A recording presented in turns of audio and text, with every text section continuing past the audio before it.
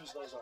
That might be Nick's. That's me. Well, that's you. This might. I bet this is Nick's. Okay, so he doesn't know right now, but he thought he was going in here. We're gonna put him down in the car. All right. No.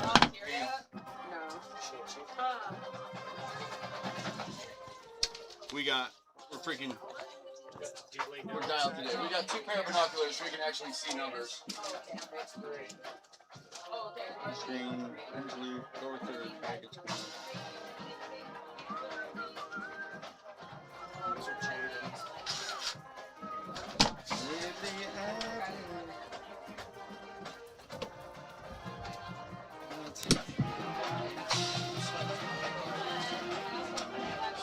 Well, what's great is it's really hot and muggy in here, and no air's moving at all. Yeah. You know, I have a fan. You should bring a fan.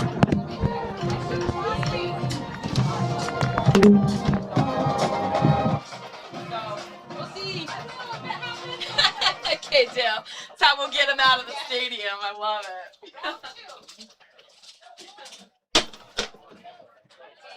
This actually gives us a little more space because we don't have that. Yeah, thing, yeah. Which is too bad because I really like being close to you. Nice and tight. Yeah, I like it. Actually, when I go to movies with my buddies, they want to sit in the chair right next to me. I'm like, what are you doing? Get over there. Get scoot down. How is it having Griff back? It's so fun, dude. It's such an awesome day to go down and pick them up. Never done it yet, so. I've had 2 missionaries come home, and both of them were because they were sick. Yeah. So that one's kind of like a heartbreak. I don't have like, you know, super kids like Lo over here. Touch that. Good.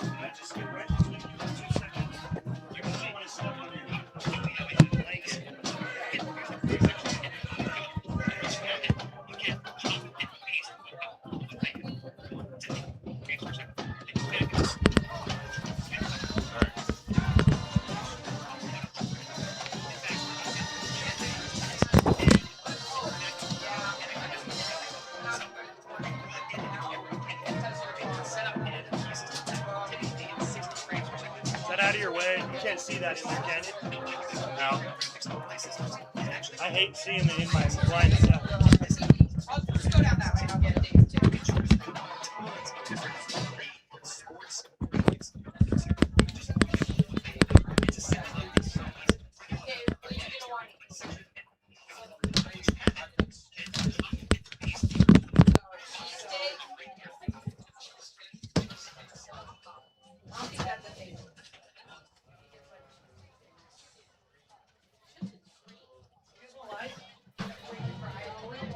Hear me out though.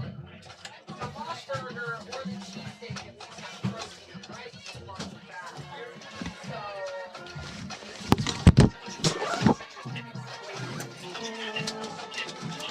You got a way to do stats? I love it. I think so. I'll try to do mine too, just until you feel comfortable with that. And then if you start feeling comfortable with it, then I'll stop doing it.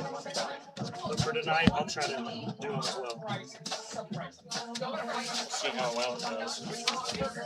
I'm trying to watch last week's. It's fairly slick. Good. Just need more reps. You know, just like I can show you how I do it too. It's a guy a long time ago doing games put together a pretty cool. Yeah, and when you plug in like the yard line and then the final yard line, it automatically does the math like how far it went. It's pretty nice. I'm just trying out an app that I found.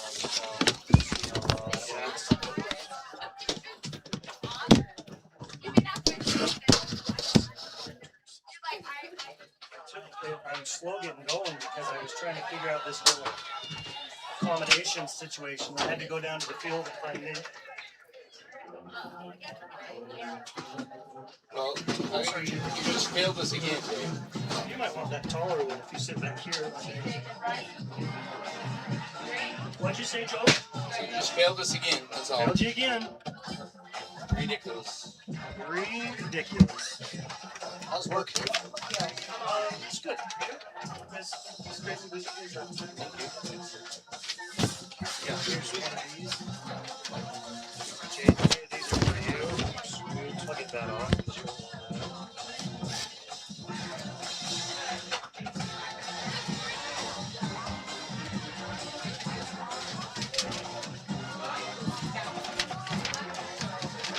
Those, there's Brighton's under that. Okay, how do I get it so that I'm getting the entire shot? Like, I'm masking it. But I guess I could just mask it back. Yeah. That's gonna be the easiest one. Okay, and then over here, Joe, there's a button. If you push that in, Oh, like, yeah, it allows you to just kind of do that. So you can. I'll leave it to you. Yep. Do what you gotta do. Dave Webb will be so proud of this.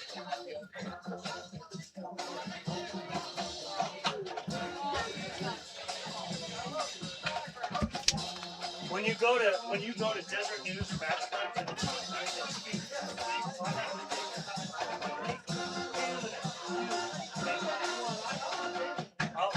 I always print an extra couple because I know somebody's gonna ask for it. I have access to printers.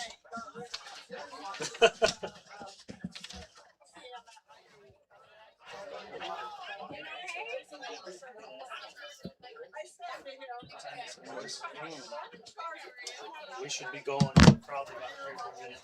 Okay. Well, I was gonna get you a burger. Jeez. Well, the first time Nick ever called a game with me, he started popping nibs in his mouth. I'm like, I'm so sorry. I promise you I'm not going to be back in my it was mind. fine. Who knows? I'm supposed to be running the clock, but sometimes that's boring. So. But it wasn't even just the nibs; it was the sound of the cellophane wrapper in that microphone. Just like you're skin fighting those nips right on the air. Yeah. I was like, yeah. I'm like, well, maybe save them. And then he was chewing gum one day. I'm like, you're gonna have to spit that out. Like, Yeah. I can hear it.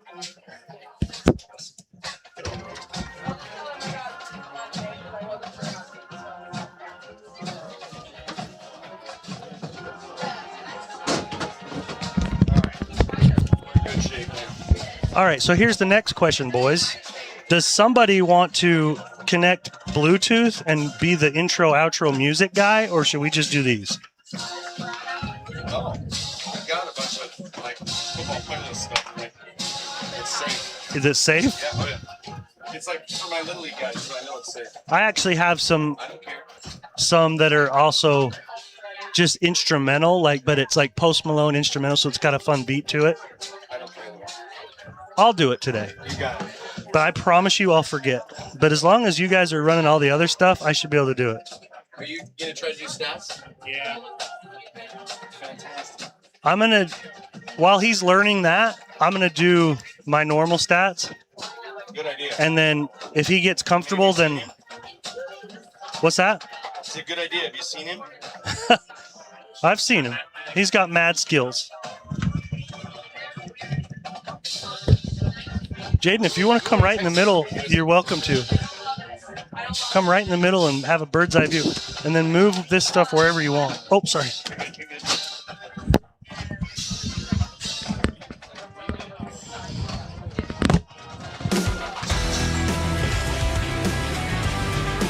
Somebody bumped that. Okay, good. I'm like, did we go on? And Jaden, come on. Sorry. That's why we can't have nice things. I left my Maverick drink in my truck. So pissed. I'm a noob tonight. Here. What? Yeah, did I hear that did I see Cooper not dressed too? He's out. And he's your center? So who's going to be the center? Well, I guess we'll find out. Are these yours? I can scoot down a little.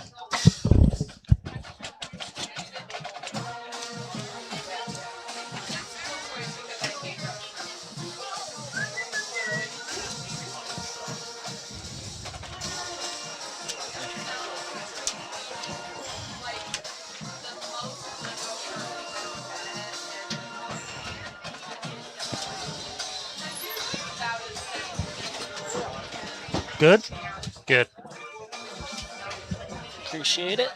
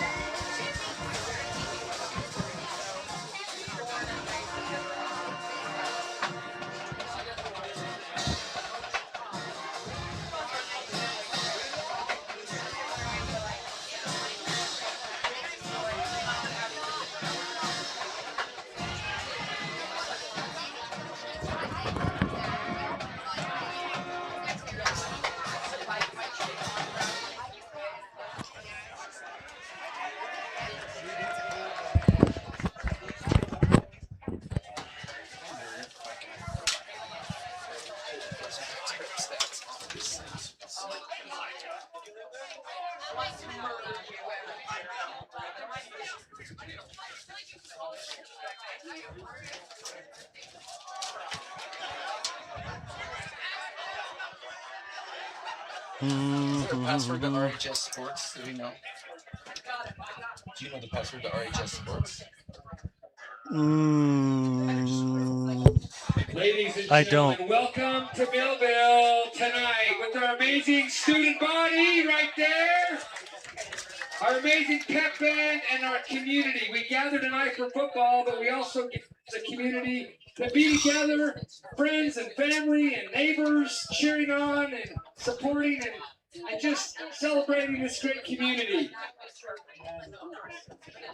On behalf of the administration here at Ridgeline, we ask you to make sure sportsmanship prevails. We want to be good sports. Let's do rowdy right tonight. As the football team lines up, we also invite you, along with the students, to rise in the national anthem. After the anthem, guys, we probably should do it. Is this in your way? No, I'm good. So, ladies and gentlemen, may all rise. The flags to the north.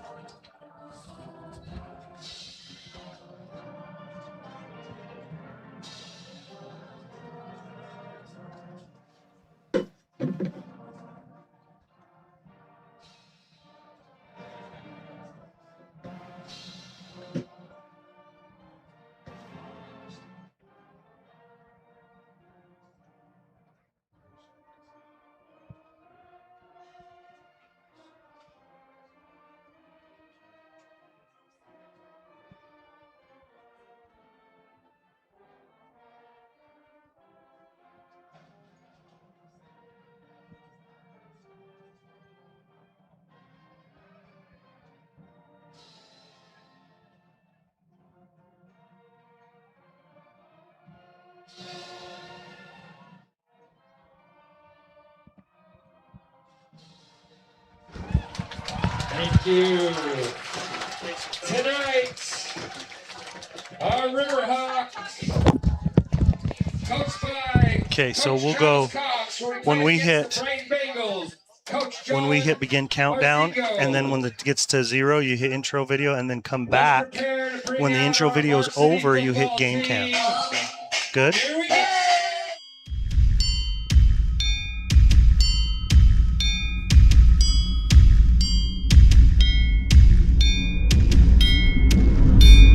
Welcome to a presentation of Ridgeline High School Sports on 104.5 The Ranch in CashValleyDaily.com.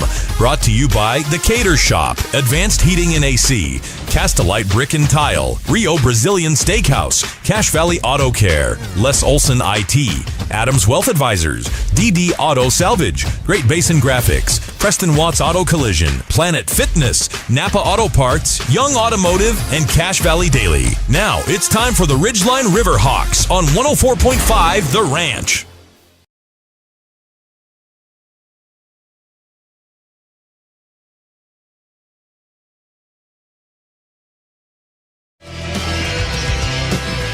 Welcome to Ridgeline High School, everyone. I'm Dave Simmons, joined again by Joby Parker and Jaden Olson tonight. We are hopefully going to be able to bring you a clean broadcast tonight. We hopefully got the bugs ironed out last week, boys, and we'll be ready to roll. Here's what we know. We know coming into this one, Ridgeline is 2-0 on the season. The Brighton Bengals come in with a 1-1 record. Let's first of all look at Ridgeline. They were able to beat Morgan to start the season 42-28, and then last week ended up handling Park City pretty cleanly, 31-9. But Job, it felt closer than that to me when it all. Maybe it was because the Ridgeline was able to get 15 in the fourth quarter, but it definitely felt closer to that. No question. Park City would actually put up an incredible fight, outsized and probably a little bit outmanned. That was really a game, like we said, at halftime, 7-point game. Really wasn't until the very, very end that Ridgeline pulled away. They were led last week by Noah Fiafia. Noah leads not just 4A, but the state in touchdowns right now. He's a man on a mission. But it is a team this year that feels like it's going to be a very run-centric team. When you've got guys like Noah Fiafia and Hudson Perry, these are two dudes that you can hand it to either of them and get excellent. In fact, both of them are averaging over, I think, 8 yards per carry. Yeah, which is crazy. I mean, what a freedom to be able to hand off and feel like your average is at 8 yards. You're going to be able to stay ahead of the chains the entire game. Really opens up a playbook, and especially for a new quarterback, puts you in a comfortable position for him to really get his comfort level going. Yeah, for sure. Noah Fiafia had 213 yards last week on 29 carries. On 9 carries, Hudson Perry had 72 yards. So I'm no mathematician, but that's about 8 yards per carry. Yeah. Out of what I won't even want to say the word second guy.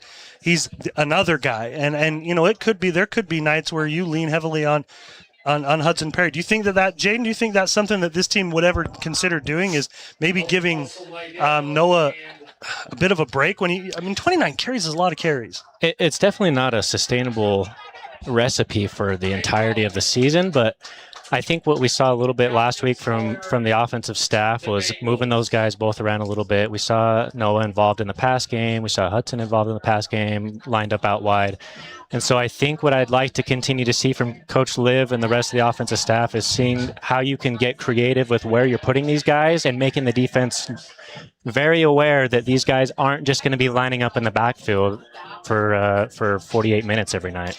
I don't know much. I don't know much about Brighton, and I don't know if Ridgeline's going to be able to establish that pass game. I thought it was pretty telling in our post-game interview with Coach last week. You could tell that he knows that that's an element of the team that they've got to really work on and see if they can get a little bit more balance when it comes to the passing game. Joe, but how if you're the coach, do you try to get that going? Is it something just do some early plays for Crew and hopefully get him some rhythm? Absolutely. So as an offensive play caller, even new quarterback or seasoned quarterback, within the first series, I want to give him some really comfortable throws. You're a big basketball player, Dave, right? You need to see some shots go in. Yep. Do you know what I mean? Even get some shots. Yes. I know that sounds weird, but a guy that is a shooter, if you only shoot once in the third quarter, that's right. It's not going to work out. That's right. Yeah. Yep. So I love things like some rub routes early, some quick pass game, just to get, like you said, get the ball spinning off of his hand, give some guys an opportunity to catch it, and just give a little confidence to Crew and get him going. Ridgeline will kick to start this ball game. Owen Lishman will kick off. He's able to reach the end zone a couple of times. Just so you guys know, Noah Fiafia's got 8 touchdowns on the season. That leads the state, regardless of classification. In 4A, Noah's 4 more than the next guy.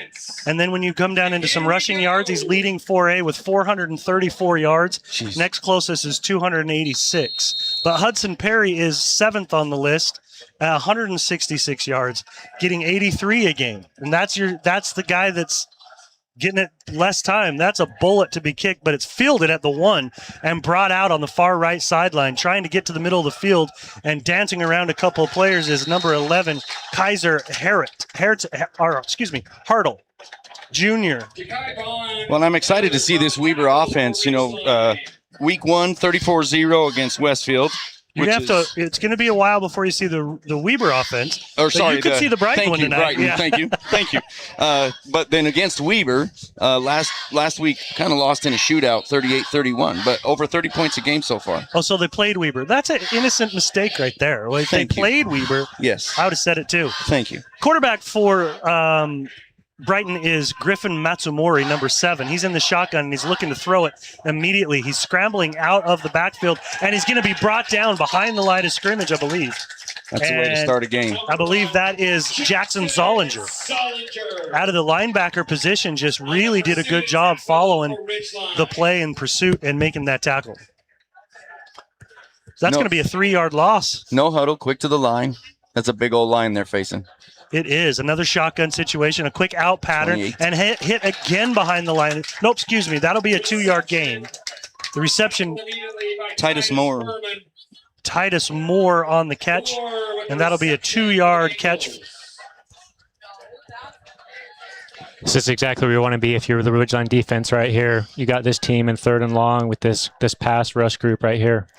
Pin those ears. Looks like cover 1. Matsumori Nope. in the shotgun again. Another Cover quick 3. out. That's not going to be nearly enough. It's going to be a gain of about 4, but it's not nearly enough to get to that first down stick. That catch, Immediately brought is that could number definitely- 8? Number 8, that's Ryan Nazari. I can definitely understand the first 2 calls. Yeah. That one, not so much. Well, we didn't see any runs right there from the Brighton offense except for that scramble there on first down. Yeah. We're actually going to give him 6 yards on that one. And back to receive is Colton Clark. I don't even see a gunner on this punt I don't team. either.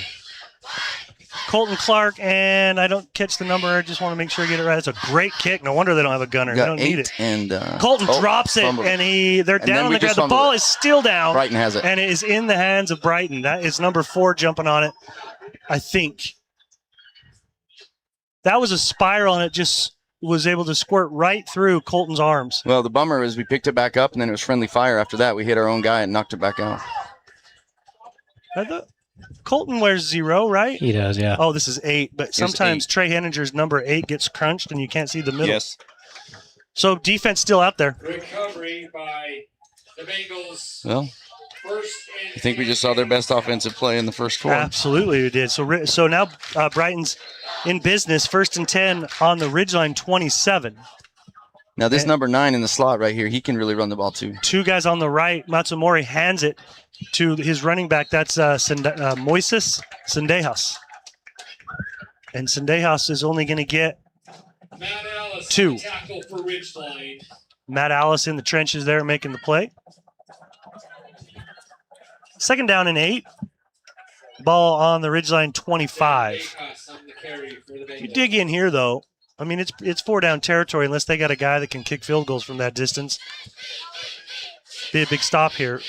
Again, Matsumori looking to throw. He's got a man right over the middle. It's caught and dropped inside the 10. I think his forward progress is going to get him to the 10. Working the RPO when they have your favorite term from last week, which is a real term, a sniffer. Yes, and it is. they pull they're gonna pull those guards in a sniffer, and that quarterback has to choose: am I going to hand it off, or am I going to make that throw?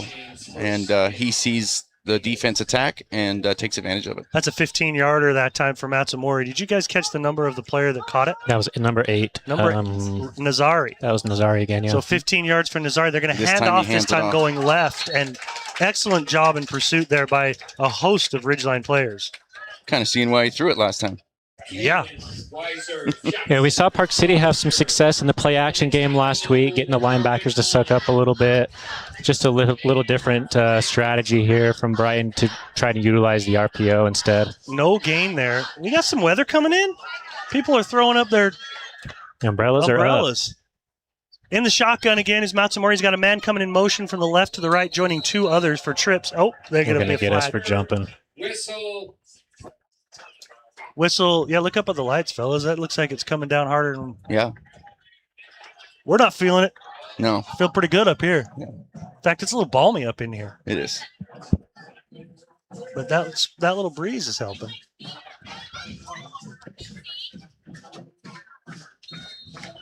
.842 remaining here in the first quarter. We still are scoreless.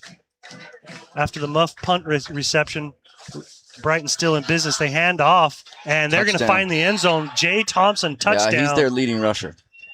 He gets to the end zone. The ball was on the 5 after the penalty, and Thompson finds the end zone. He 6-0. averages about 3.5 carries. He's got 2 TDs so far. That's his 3rd so far. Boy, special teams, man. Special teams. Number 6 will do the kicking duties. It's Evan Price for Brighton. He's going to be kicking right into the wind on the point after. The hold is down. He's got plenty on that, and it's good.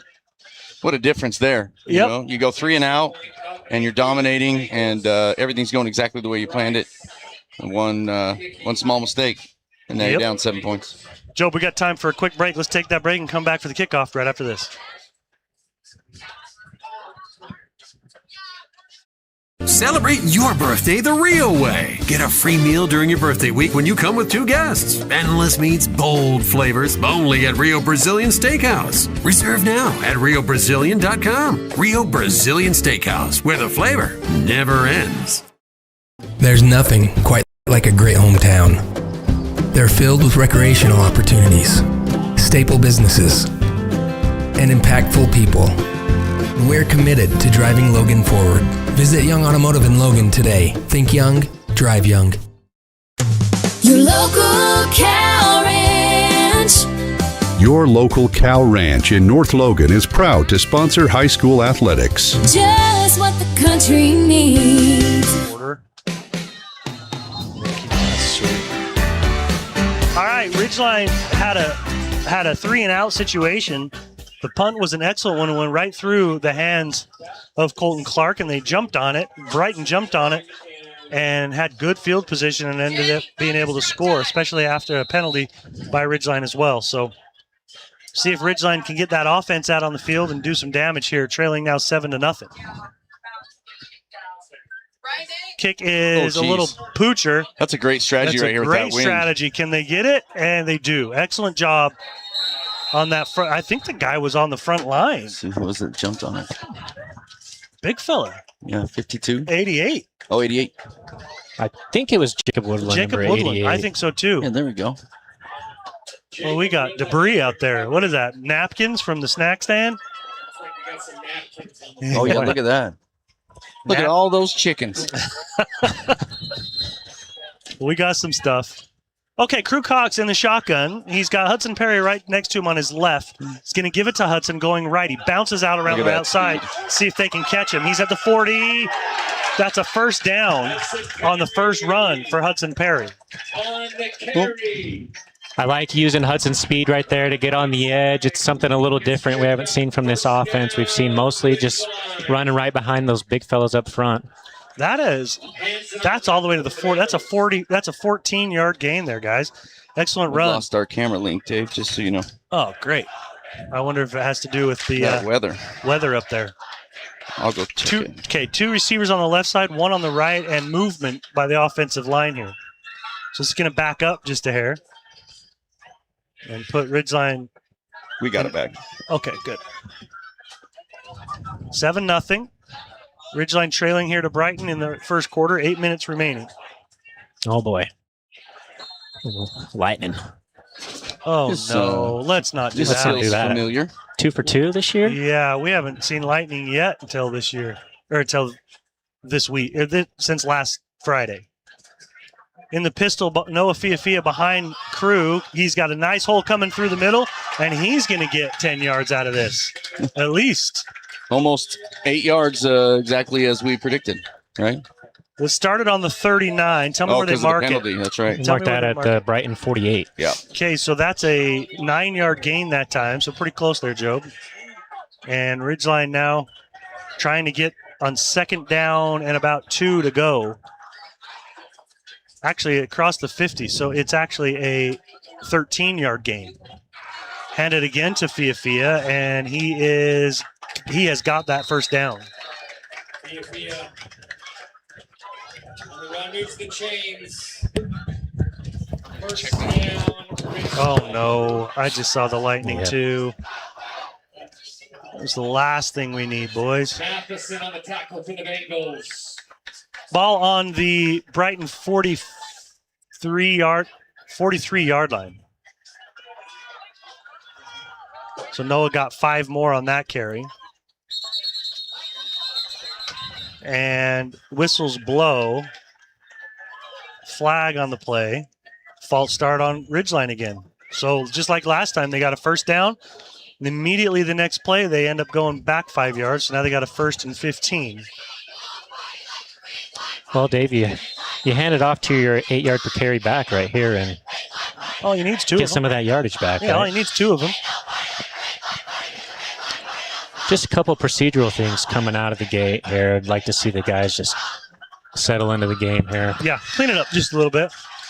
1 or 2 receivers on the right side. Left side, there's just 1. Ball is pretty close to the middle of the field. Cox in the shotgun. Now he's going to look to throw. It's knocked down. His intended receiver was Owen Lishman, and he just couldn't get it to him. He had him open there, and he's running just right underneath the linebackers across the field, but I think he kind of tried to give it a little sidearm throw there, a little Patrick Mahomes, and Brighton's got a lot of big guys up there that'll bat that down. Yeah, Crew's tall enough. He could probably just stay high and get that over. So 2nd and 15. Ball is on the 48-yard line. It is in Brighton territory, but barely. Hand it to to Noah Fiafia. He's back to the original line of scrimmage. Well, almost. They're going to mark this actually 1 yard short of the original line of scrimmage, so it's a 4-yard gain that time, and it brings up a 3rd and 11. Ball spotted on the 44-yard line. 5:51 remaining here in the first quarter. Ridgeline trailing 7-0. 2 receivers split out to the right.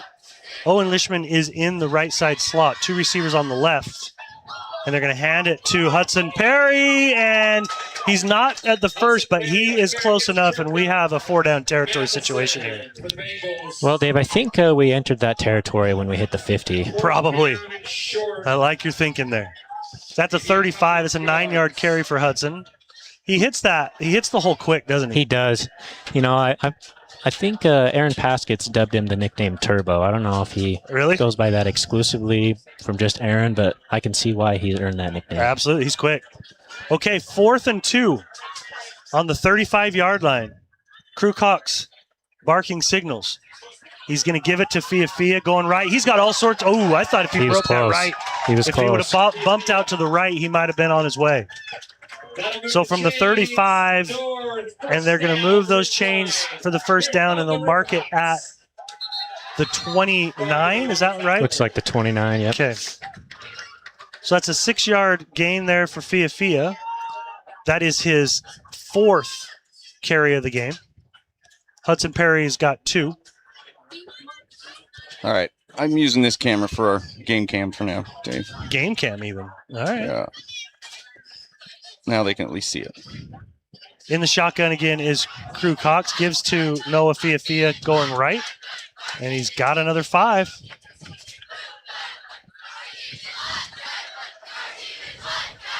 Guys, in my head, Hudson has more than 2 carries.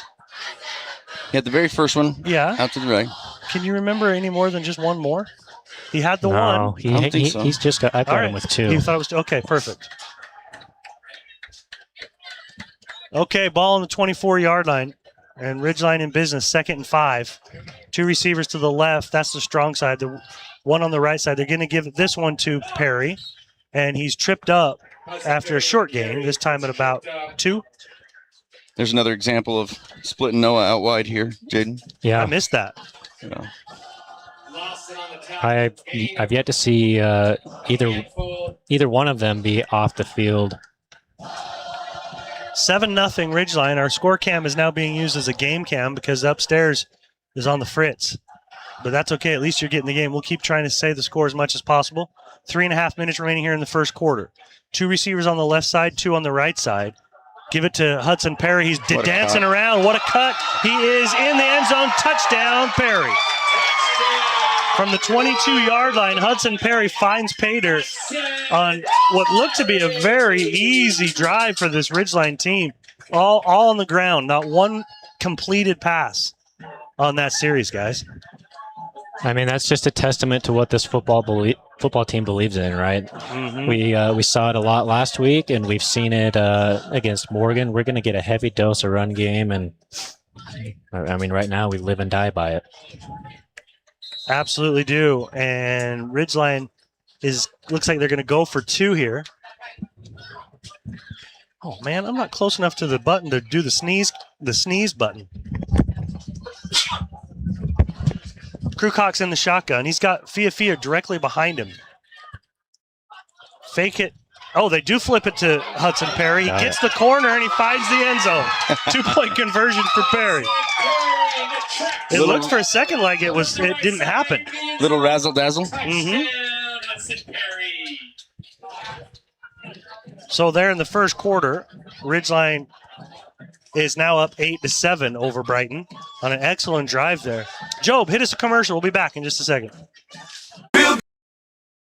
Good. Custom tailored clothing for him and her. The Cater Shop, because how you look is the first message you deliver.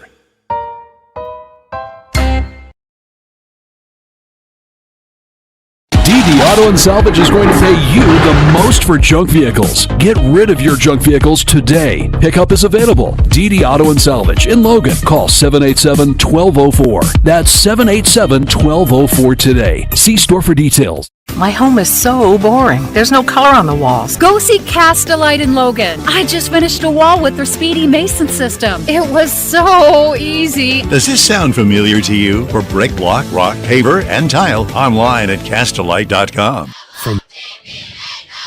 Welcome back to Ridgeline High School. Ridgeline just found the end zone, leading now 8-7 after the 2-point conversion. Noah Lishman booms one into the end zone. Excellent kick by, did I say Noah? Owen Lishman. Did I say close enough? Yeah, I mean, I was going to say they rhyme, but they really don't. They don't. No, there's an O in there. There's an O. 8-7, 3:14 remaining here in the first quarter. So those 2-point plays, Coach Livingston, he called those his babies. Really? And you cannot kill his babies. You mess up that play, you kill one of his babies. So well, that's no good. Yeah, you got to have. You don't want to do that. You got to have a lot of respect for those. Matsumori in the shotgun, kind of a tight formation. He gives off to the back that was standing next to him. That's Thompson. He keeps his feet for about 4 yards. Looks like Thompson on the carry for the Bengals. Coach Josh Montzingo for Brighton. This is in his first year. This is 2 weeks in a row we've had first-year coaches as opponents. Yeah, Coach Montzingo coming over from Park City. I think he's a defensive guy, if I remember right. Handoff again. This one, ooh, big hit. Bring in the wood. Yeah, help me pick out who was on that hit. That was number 31, Liam Chatham on the carry. Zollinger, attaboy. Several defensive. Did Nick teach him that? I can't imagine. No. Nick's older brother may have taught him that. I played with him. I played with Travis too, and he was 8 billion times bigger than Tony, me. and Tony could I bring played the with wood. Travis in Little League. Yeah. First down on the carry there. And that was one of those drills. I think it was the Oklahoma drill. And they're like, hey, Simmons, why don't you go and line up there with Zollinger? I'm like, why would I do that? Is that the day you retired from football? When I had a dish towel in my helmet? Yeah. Yeah, I know. I did. I literally did before the helmet started getting decent. You're like, I'm sticking with basketball. Who was on that carry? That was Chatham again. Okay. 31. Yep. This one's going left. 31 again is Chatham. He's going to only get about 2. So they're keeping it on the ground, too. It's going to make for a quick game as long as the Lightning doesn't take over, as Ridgeline and Brighton are at 8-7 with 1:45 remaining here in the first quarter. What a difference in backs from like 31 to Hudson and things like that, the burst. And different, huh? Yeah. You know. 2 receivers to either direction. Matsumori's going to try to throw it. Oh, it was in the hands of his receiver. Gustafson went up to catch it. He high-pointed it, just didn't grab it. Good throw, I thought, by Matsumori. So he's now 3 for 4 with 23 yards. Gustafson's his guy. He's got 13 catches on the year. I think he had 9 of them last week against Weber. Really? So we got to keep an eye on that guy tonight. Yeah. Number 9 had 9 catches last week. He's in the right side slot, but it's pretty a ways out there. They're going to hand it off, though, to Thompson. He's trying to find a spot to get through. He squeaks through, but not by many, and that's going to bring up a 4th down and long. They are that was struggling an interesting to find play call, wasn't it? Yeah, that's what I said that last 3rd and long. Like, very interesting. It doesn't seem like they have a lot of confidence to sit back in a pocket and look for receivers at all. Get a little redemption here on the punt return team. As the last one was fumbled, let's see if they can get this one. Another excellent kick. And they're going to let it go, and they probably shouldn't have. Oh, get out of the way. It would have been right there anyways. Yeah. If he would have caught it right there, fair caught, it was going to be right there. Poison call, right, Jaden? Yeah, that's right. Just get out of there. Get away. That's 2 excellent kicks by, I believe, Evan Price. We're going to throw their names out right now. Do I get extra pay for camera work? Yep. Thank you. Yep, you do. It'd be nice if we could figure that out upstairs so you didn't have to worry about it. I texted her, and she said their camera's down. Oh, really? Yeah. When that weather came, I'm not sure what happened, but. Well, that's a shame. Yeah. All right. Crew Cox again in the shotgun. He's got Noah Fiafi on his left. 2 receivers to the left, just 1 receiver on the right. Hand it to Fiafia. What a hole up the middle, and he's got all sorts of room. He's got to squirt through 2 more, and the safety has to make the play. That's Jack Stores. But Fiafia is going to be from the 10 all the way down where they marking this, guys. 35. 35-yard line. Jeez. So a good 25-yard carry that time by Noah Fiafia. Seems unfair to have a back that good and a hole that big. Oh, no. I just saw a solid lightning. Nobody talk about it. That's right. Again in the pistol, this time it's Perry behind him. Give it to Hudson, and he gets 5 out of that. I kind of like going back and forth with those 2. Even if you go 2-1, I mean, the way these guys run the ball. Yeah. Might as well. Ground and hasn't pound. given us a reason to stop doing it yet. Nope. That'll get us to the quarter. End of the quarter, Ridgeline leading 8-7 with the ball and driving. We'll be back in just a moment. To present day all over America, Napa and our nationwide network of parts and exceptional service were built for one mission: to keep your business moving full speed ahead. Make it 3 years in a row. Advanced Heating and AC is honored to be Best of Northern Utah Gold Medalist. Thank you for your support and vote of confidence in their company. Advanced Heating and AC, online at advancedheating-ac.com. Great Basin Graphics does custom t-shirts and creates graphic designs that'll get your business noticed. Amazing colors and designs that seem to jump off the t-shirt. Go to greatbasingraphics.com. Great Basin Graphics. At Planet Fitness, you'll get energy without the judgment. Hi, can you help me with this? This is better. Join the judgment-free zone today for $15 a month. Planet Fitness, big fitness energy for all. This is Josh Watts. At Preston Watts Collision and Glass, we have been your... All right, Ridgeline, as they flip the field, are now heading to the south, and Crew Cox in the shotgun. 2nd and 5 for Ridgeline. Hand it to Perry. Perry's through the first wave and into a first down with a 7-yard gain. Brighton's acting like they've forced a fumble. I don't see anything from the guys in stripes yet. I don't either. That's going to be 7 yards. They're going to spot that thing on the 47.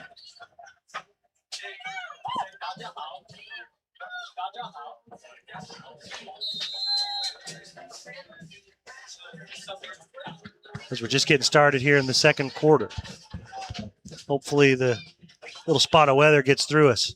2 receivers on the right side. I see Jet Jensen on the far right, 1 on the left.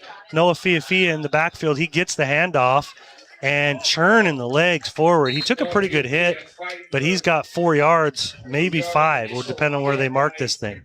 He does get into Brighton territory. Nose of the ball on the 48. So we're going to give him 5. Still been sitting back with 2 safeties back. The one's walking out on the wide, on the number 2 out here, but on the slot receiver, I should say. But I think as long as you're going to get 6 in the box, they're going to hand it off all night. All day long, all yeah. night long. Cox in the shotgun. This time Perry on his left. Fake it to Hudson. Throw it in the flats to Noah Fiafi. He's got the sideline, and he's got plenty of yards at it before he's knocked out of bounds by the safety coming over. That's Dax Matheson. But that's going to be a good completed pass. That's one of those passes, Joe, that I feel like can maybe help Crew get into a little bit of a rhythm. Absolutely. Like within one of the first plays of the game. And then, I really strategy-wise, even game plan-wise, having 3 down linemen and 3 backers in the box against these 2 runners, I would have assumed they would have already made an adjustment at this point, and they don't seem to be. That's a 15-yard completion to Fiafia out of the backfield. Or actually, I think he was in the slot. This time they're going to hand it to him, and he just works his way forward patiently, takes a first hit, and then falls forward for a gain of about 7. Matheson on the tackle, Noah Fiafia on the run. They spot it on the 27. Go ahead, Joe. And when I use that term box, it's just it's how many defenders are within the tackles, the offensive tackles, at the line and the linebacker level. And on that play, they only had 5. I mean, it's a light box. I would run against it all day, even if I didn't have those 2 backs. Yeah, they're just opening it up for that. Again, this time, Perry in the backfield. Crew is rolling. He makes a nice throw onto the sideline. He's got Hayden Miller on the completion. Very nice. Yeah, we talk about getting easy completions for Crew. I mean, what easier way than to roll him out and have a guy standing right there by the sideline. Quick little sprint out. Especially him rolling right. Doesn't have to cross his body on the throw. That's a 13-yard catch that time. You know what's funny? What's that? Is I preferred to roll left. Even though that crossing of the body is I could get more whip on the ball. Really? So, yeah, because I could step into my right foot and get more whip with the ball rolling left. It's not normal, though, is it? Well, I'm not normal. Yeah, that's true. This time, Fiafia gets strung out just a little bit and is knocked out at about the 5-yard line. So that's a 4. That was at the 14. He gets yards. He gets yards, and he's like loping, you can't even tell. Exactly. That's 10 yards. Ridgeline run game already has 138 yards. Jeez. Isn't that what you want to hope to hold a team to in the game? Yeah, you would hope so. You'd be a little disappointed if they went over 100 in there. Heavy set on the right side. They give it to Fiafia. He actually ends up going over the left side, and he is not quite into the end zone, but he's got 3 yards out of it. Well, we're either going to get another run right down your throat or another one of Livingston's babies, but I don't know if I don't think he's going to show them. I don't know. He doesn't like to show those off very often. No. You got to – it still shows first down over there. They're precious. Ball's on the 3. Whatever. If we'll it's either see. I've got still first down. Yeah. First and goal from the 3. And Fiafia is directly behind Cox in the pistol. The heavy set's on the right side. Perry in motion from the left to the right. Low snap. Snap was low, but it didn't matter. And just sashaying his way right into the end zone is Fiafia. That's his 9th on the season. Touchdown Ridgeline. It seems too easy on the ground right now. Well, it's definitely not very difficult. I mean, I've got him for 83 right now, and we're not even halfway through the second quarter. That's crazy. He's well on his way to his average of 200. In the quarter. Or in the half. 9:17 remaining here in the first half, so there's plenty of time for Noah to get that. 14-7, but the 2-point conversion here is coming. In the shotgun is Cox, going to give it to Fiafia, and he makes it into the end zone easily again. Good grief, boys. 16-7, Ridgeline in the lead. We'll be back in just a moment. auto glass replacement and towing for over 60 years.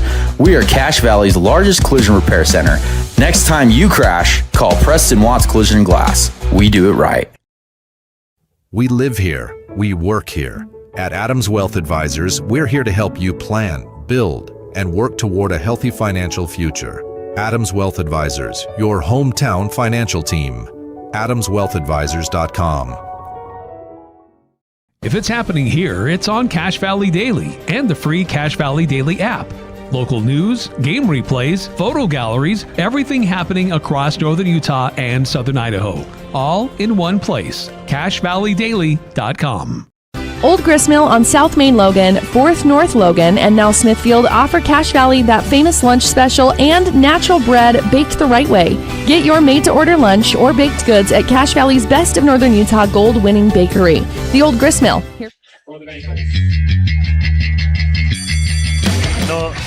Leishman kicks this one. This one's going to be a high one that drops on the 5, and it goes out of bounds. Oh, Did they touch it, though?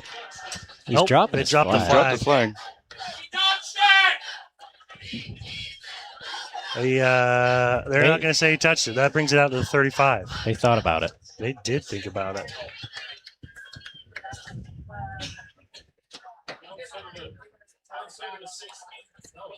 Well, if Brighton wants to be in a football game, they're going to need to decide to do more than 3 and outs. You know, they've got to find some answers.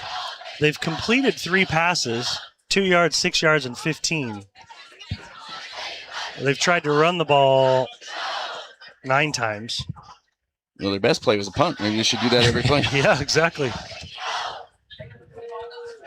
Offense runs onto the field for Brighton, led by Griffin Matsumori.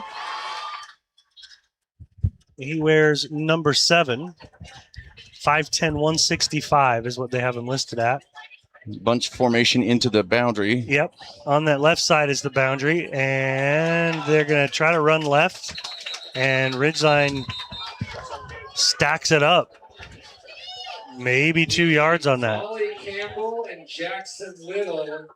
That was Jay Thompson again. A few minutes to head down to the Jane, did one of you guys say he's their leading rusher, right? Yeah, I've got him for 35 carries, 121 yards on the year. Okay. Again in the shotgun is Matsumori. 16-7, Ridgeline in the lead. Handing off, going right this time. Tries to cut it up, and Sendejas is stacked up quickly.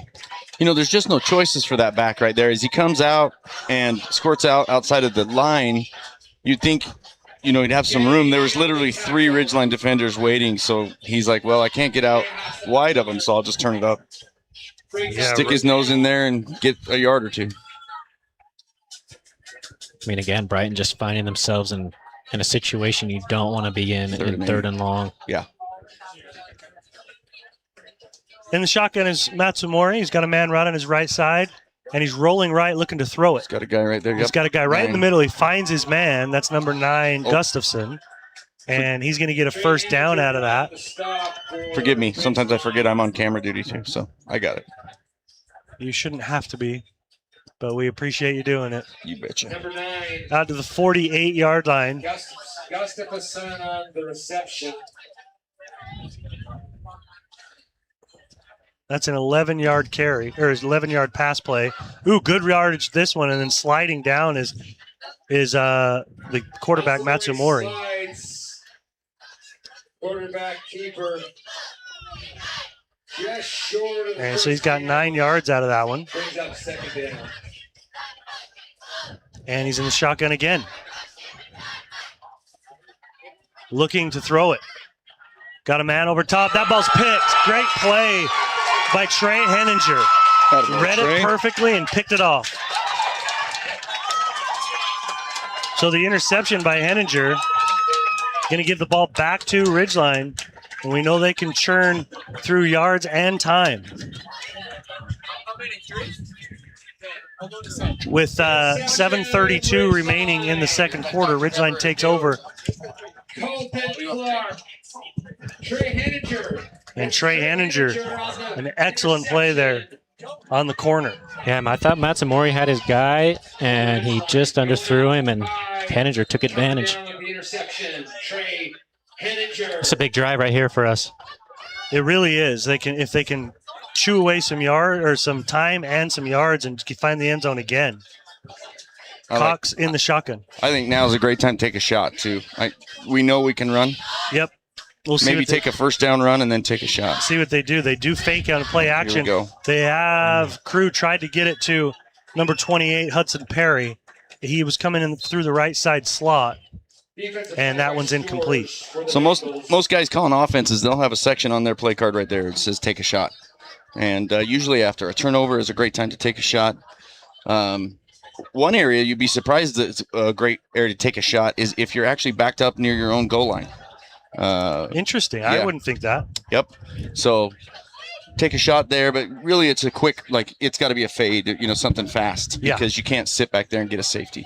In the shotgun again is Cox. He's got Fia directly on his right. 3 receivers strung out on the strong side to the right.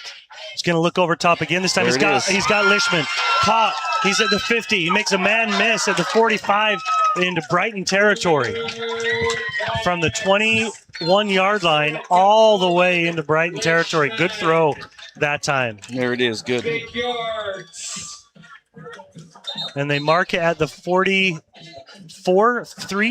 guys? Is that what you're seeing? 43, yeah. That's 36 yards on the catch. Lishman is just an incredible athlete, and he's an incredible football player. Runs great routes. He's size of a big linebacker and as fast as a wide receiver.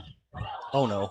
Everybody sees the lightning, and then you hear the crowd groan. Hand it off, and Hudson Perry can't get out of the grasp of the first couple of guys. The tackle made by it shows 43 out there on the field, but he's not listed on the roster. So Perry actually is going to have the first negative play for Ridgeline today. That's a 2-yard loss. And a timeout looks like it's called by Ridgeline. Ridgeline leading 16-7 with 6:26 remaining in the ball or in the first half. We'll be right back. When your car starts making that uh-oh noise, bring it to Cache Valley Auto Care. They speak fluent clunk and squeal. They'll fix it right without upselling things you don't need. Cache Valley Auto Care, behind Home Depot on 200 East in Logan. Searching for copiers and printers? Les Olson IT has what you need. Find reliable HP printers, award-winning Sharp copiers, and high-end Ricoh graphic systems. Les Olson IT. Tyson Luthi, a 3-time gold winner of the Best of Northern Utah contest, has over 25 years of combined experience with State Farm. If you need auto insurance, Tyson is your guy. Call or visit online at tysonluthi.com. Celebrate your birthday the real way. Get a free meal during your birthday week when you come with 2 guests. Endless meats, bold flavors, only at Rio Brazilian Steakhouse. Reserve now at riobrazilian.com. Rio Brazilian Steakhouse, where the flavor never ends. All right, Ridgeline leading 16-7, 6:26 remaining here in the first half. And there's going to stack 2 receivers, one right behind the other out on the right side, 1 receiver on the left. Now Lishman's going to come in motion from that right side to the slot. Crew's going to try to throw it. Cox looking downfield. He's got a guy wide open. Caught by Hudson Perry. Touchdown. I mean, he was waving his arms out there. He was doing everything he could. That's a 45-yard pass play for the touchdown for Crew Cox to Hudson Perry. Was that all passes on that drive? No. We got stuffed just there. Oh, that's right. The timeout. Ran off left tackle and got stuffed. But that is a touchdown pass from Cox to Perry. Well, maybe after that stop, we're just going to give up on the run as a team. I'd bet you 1,000 right now. Maybe a premature guess there. Maybe. But now feels like a good time to really work on this pass game. 22-7 and a timeout. Called by Coach Cox. He's kind of storming out on the field a little frustrated. As they were set to take do the 2-point conversion. And something didn't look right out there. Could you guys tell what the issue was? Well, a lot of times it's usually either personnel or formation. Like somebody was supposed to be out there, and they yelled it, and they weren't paying attention. Mm-hmm. Or you don't have enough guys on the line, and they're not lined up how they're supposed to be. Well, something went awry there. That's for sure. Did you guys check out the Perry's Power Guide today? I did. We were texting about that earlier. Were you? Ridgeline by 19. Well, basically 20. Did you like the line? Did you think that? I don't know. Obviously, didn't know much about Brighton. So my question is it an actual line, or is it a power guide? I don't know. I don't know. I don't know either. Now you're. I don't know. You're messing with my head. Yeah, and make my head explode. Yeah. 20, I thought was generous for Ridgeline, but now I don't think so. Yeah. Probably a good one. Cox in the shotgun. He's going to look out into the flats. Good play. That one is easily caught by Owen Lishman for the 2-point conversion. So Ridgeline 3 for 3 on the 2-point conversions. As Coach Cox says, all you got to be is 50% on those, and he's 100% on them right now. Ridgeline leads 24-7. We'll be back in just a moment. Great hometown. They're filled with recreational opportunities, staple businesses, and impactful people. We're committed to driving Logan forward. Visit Young Automotive in Logan today. Think young, drive young. Your local cow ranch. Your local cow ranch in North Logan is proud to sponsor high school athletics. Just what the country needs. Suit up, feel good. Custom tailored clothing for him and her. The Cater Shop, because how you look is the first message you deliver. All right, let's see if Owen Lishman can get one to the end zone here with this wind. They might just, they're going to squib it. Oh, that hit a guy. They're going to have to dive on it. They dive on it on the 25. That's Owen Hansen. Bad camera work. Joby, nobody's blaming you. Second quarter. Is the camera cooked up there? Because I do have another camera if we needed to. No, the camera was on. They're just having trouble with the software. Oh. Yeah. That used to be part of my job. I can't tell you how relieved I am that I don't have to. Stressful. Even all this stuff is stressful. I probably lost 20 pounds running up and down the stairs. I just want somebody to come and run the gear. All I have to do is put the headphones on. This time they fake like they're going to go right and then hand back on a small little counter run play, and it is stacked up easily. No fooling that defensive line for Ridgeline. Jackson Zollinger, one of the first in there, and Jay Thompson is going to – they'll give him one, I guess, on a forward progress. I think that play, it's called counter, where they pull two big linemen from one side to the other. Mm-hmm. I think it's one of my favorite plays in football, but you have to have athletic, fast linemen to be able to do it. That one did not work out for Brighton. Ridgeline handles it, leading 24-7. This time Matsumori trying to throw it. He has a man wide open, and this can be a good positive gain for Brighton into Ridgeline territory from the 26-yard line down to the Ridgeline 47. Matsumori did a good job there manipulating the pocket and stepped up and just found his guy right there. Eyes downfield. He could have ran too. He could have. But just calm. And against a heavy zone defense like Ridgeline, those are the type of things you're looking for. Is somebody run a route and just find a little crease and a little hole in that zone and sit down. The receiver on that one, guys? That was McKnight. 18. Okay. How tall is that kid? He's tall. Yeah, he is. 6'5". 6'5". Good target. Yeah, I was going to say. 27 yards that time. And a quick run play is going to get him 6. Jackson Zollinger has been all over the field so far this evening. Was that Thompson again on that run? Yeah. So give Thompson 6 on that. Ball's now on the Ridgeline 41. And Brighton desperately wanting to find the end zone here before the end of the half. Matsumori rolling right, pushed out of bounds, and a good tackle out there by, was that Briggs Rasmussen? It's a good deal that I feel like it's a good no call by the refs. Contact is made in the field of play, drives him into the ground. on the outside, but sometimes those can look like it could have been illegal, but good job not calling something they shouldn't. That's a really good.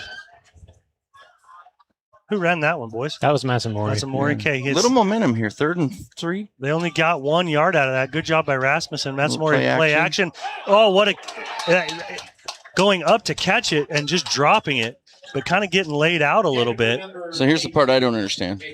Incomplete. McKnight is 6'5", and he still has to reach both arms and clear up in the air. They get cut in half there by Trey Henninger. Good job by Trey. That might have been one of those. Oh, there he is right there. Yep. Those are the ones that, as you jog back as a receiver, you give a good look to the quarterback. The pursed lips, like, what'd you do? Yeah, like, hey, those bruises on my ribs, those are yours. Those are yours. Yeah. Okay, 4th and about 3. In the shotgun is Matsumori. He's got 3 receivers on the left side. In the back right next to him is Chatham. 1 receiver way out on the right. Looking, and they're going to force him out of the pocket. Now he launches it down and incomplete. His intended receiver was Hartle. What a stop. Yep, but a great stop by the defensive side of the football for Ridgeline. And they're going to get it back with 4-4. That's plenty. Plenty of time. Plenty. In years past, it was more than plenty because they could throw it like crazy. Now, even if you want to run it, it's plenty. But that last drive for Ridgeline, they did it in the air. So Ridgeline's going to take over on their own, we'll say the 40. The nose of the ball's on the 40. And this is where you put in what we call a 4-minute offense, although I don't think we'll take that long, but pound it on the ground, use the rest of the clock, finish the quarter with a score. We'll see how they do it in the shotgun and handing it off to Fia. Noah's going to get 7 or 8.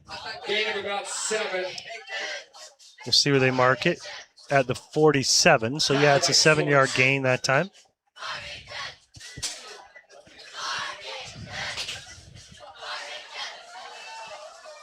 Empty backfield, with Crew. He's got 3 receivers on the right, 2 on the left.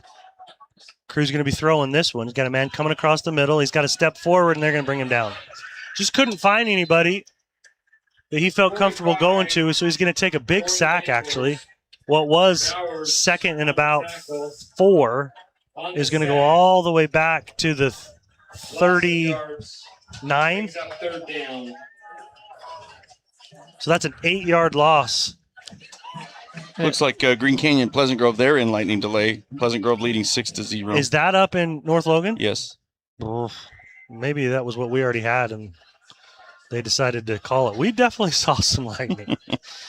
I saw nothing. Dropping back is Crew. Cox, he's through the hands that time of Owen Lishman. Incomplete. Brings up 4th down. That's going to bring the punt team out. There's a 4th and 11. There's a church video about a kid getting struck by lightning on football practice. So whenever there's lightning at practice, I always say, I don't want to be part of a church video. We're getting out of here. Nobody wants to be part of a church video. Yeah. Unless it's a good one, I guess. I don't know. All right, punt formation here. They're going to kick this away.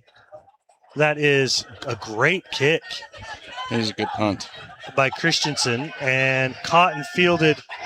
Nice tackle. By Easton Gustafson. There is a flag, and we got extra pushing going on out there by multiple the flag guys. Right here is, so Dave, see how that's Woodland. Woodland, isn't it? So one thing you cannot do, if your helmet comes off, you cannot continue to participate in the play. You got to just get out. Yeah. I mean, tough guy, good for him, runs down, but you're going to get a flag if you continue to.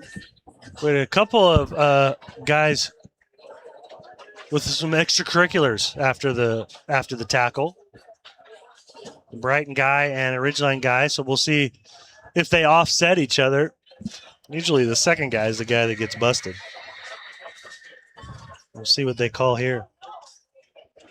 Last night I watched the game. It was quite a shootout. There was hardly any defense up in the mini dome in Idaho. Yeah. Bear River versus Thunder Ridge, and Bear River pulls it out at the end, 49-35. So Bear River, 2-1 now, with just a end of game loss against Box Elder last week. Putting up a lot of points. I think that they're going to be a problem. They are. Well, the thing is, the Wilkinson kid at quarterback is, what a pleasant surprise. I know that one of the biggest concerns of the Bear River program was who's going to throw the ball. And, he looks great so far. How old is he? A senior? Yeah.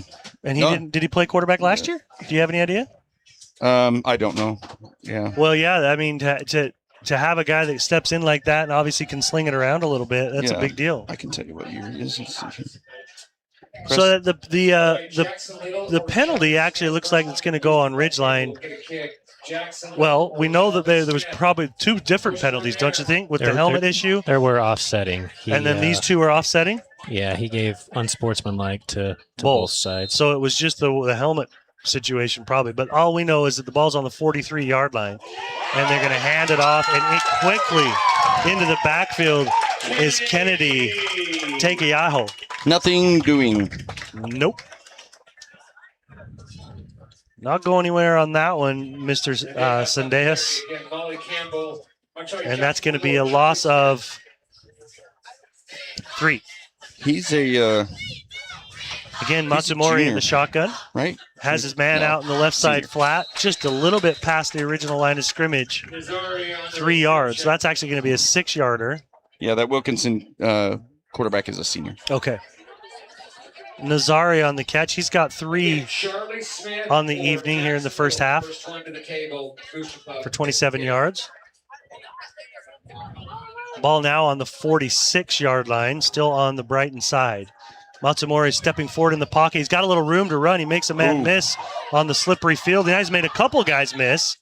And coming up to make the tackle is Colton Clark. Flag No, late. sorry, that is Riley Fairbanks. But we do have flags. We'll see what they call.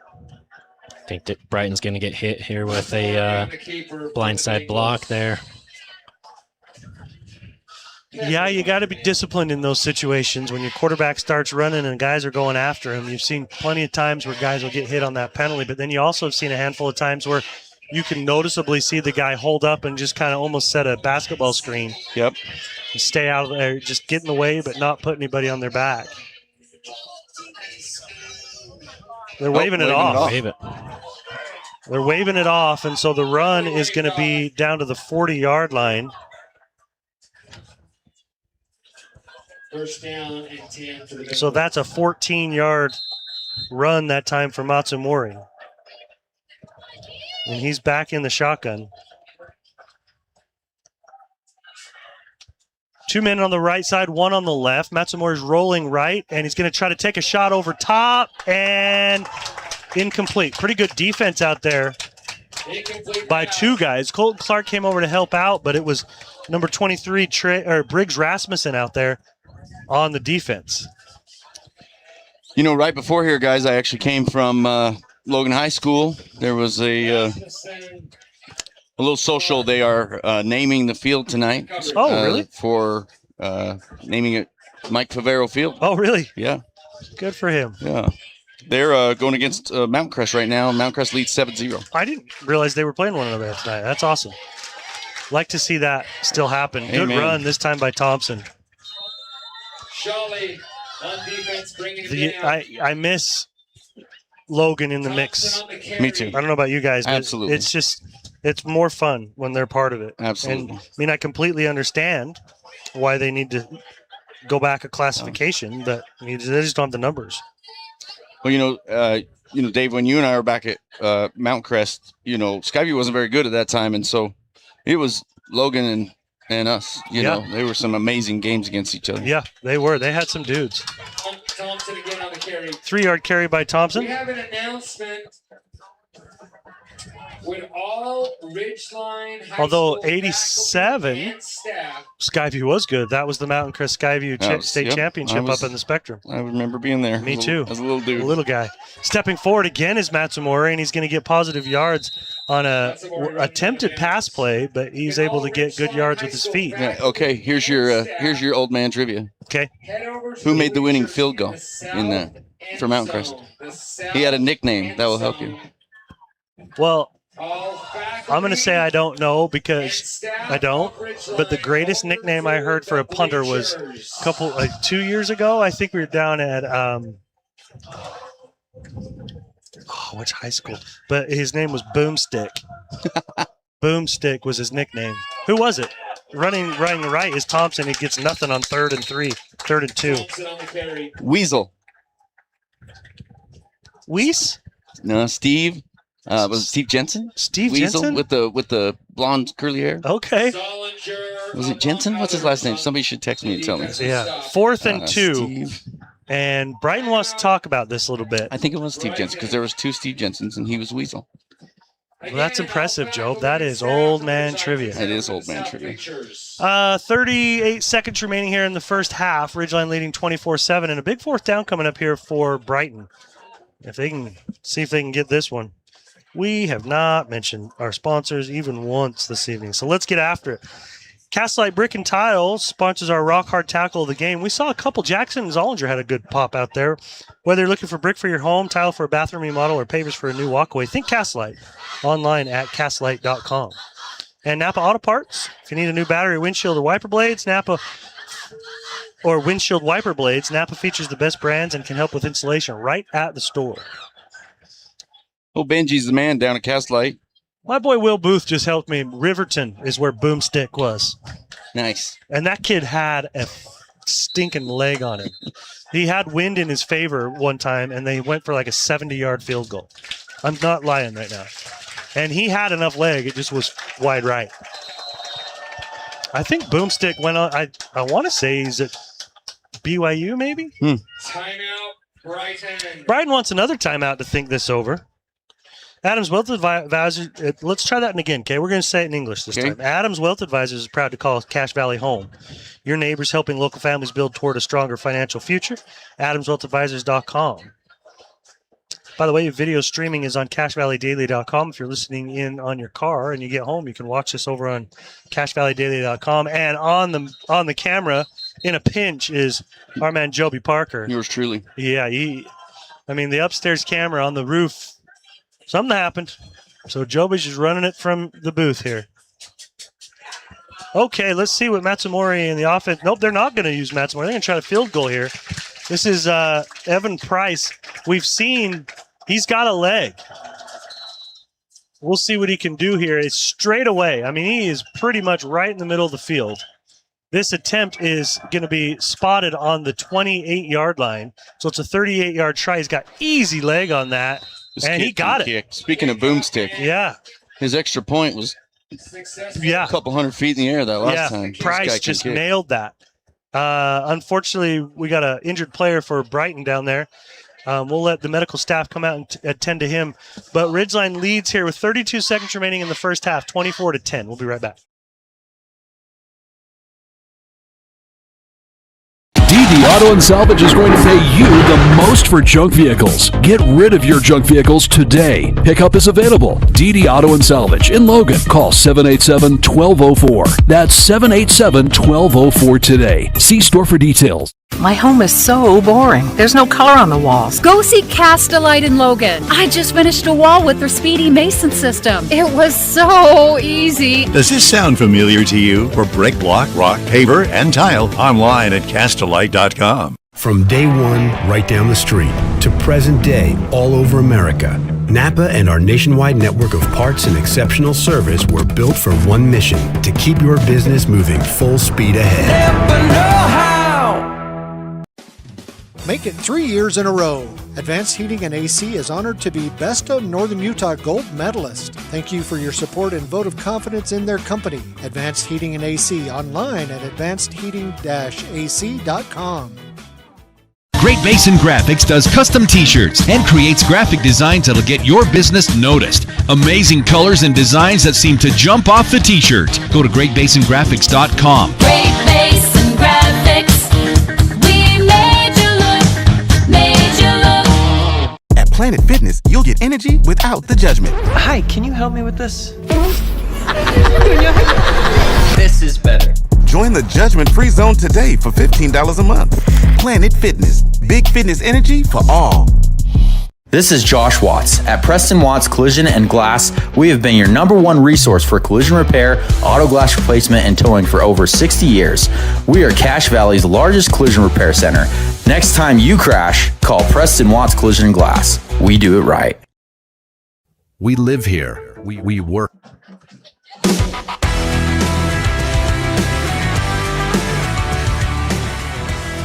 Welcome back to Ridgeline High School. Ridgeline leading 24-10. Great field goal, 38-yard field goal made by Price of Brighton with 32 seconds left. I'd be surprised if he doesn't put this baby in the end zone, unless they're going to try to do something sneaky. Although that's not him.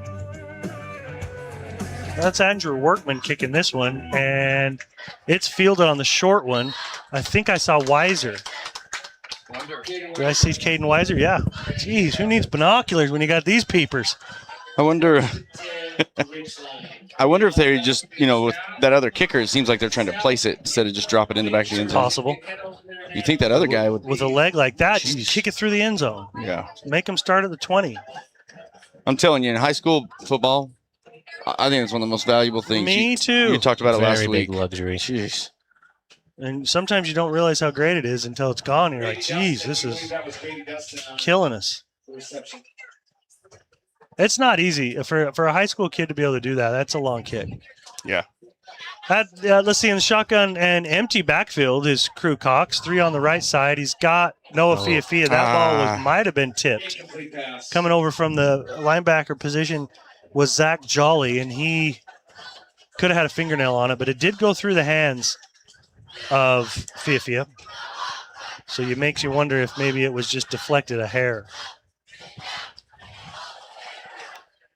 And Crew had ran to the sideline to get another play. That incompletion kills the clock, so we got 24 seconds remaining, and it stopped. I think I figured out the strategy for Crew. That's the only way to keep him in shape. Yeah, that's a good way to do it. Handoff, run back to Liv and back. Sideline, yep. Yeah. Twins to either direction. This time they give it to Hudson Perry. He hits that hole quick again. Boy, they hit the hole good. And they're going to give him 10. That's crazy. So now what do? You got 16 seconds, Jaden. How many timeouts does it say? We've got one left. We burned one on that 2-point conversion on the last touchdown, which you'd love to have that in your back pocket. Well, in these situations, the defense is going to widen and try to cover the sidelines. So if you have a timeout, I love like a deep crossing, like a dagger concept where you have an inside guy that's going to run deep, and your outside wide receiver can then cross behind him late in the play, and you usually have a wide open middle of the field. And the luxury of having that timeout, you can take 8-9 seconds to drop back, let that develop, him catch it, get down, call timeout. Now you're in range for a field goal, or if you have another special play you want to run. We just burned our last one right there. So never mind on everything I just said. We're take it all back. That. In the shotgun is Cox. He's looking to throw it here on 1st and 10, right into the sideline, and Miller catches it and then quickly gets out of bounds. It's a 9-yard catch by Hayden Miller.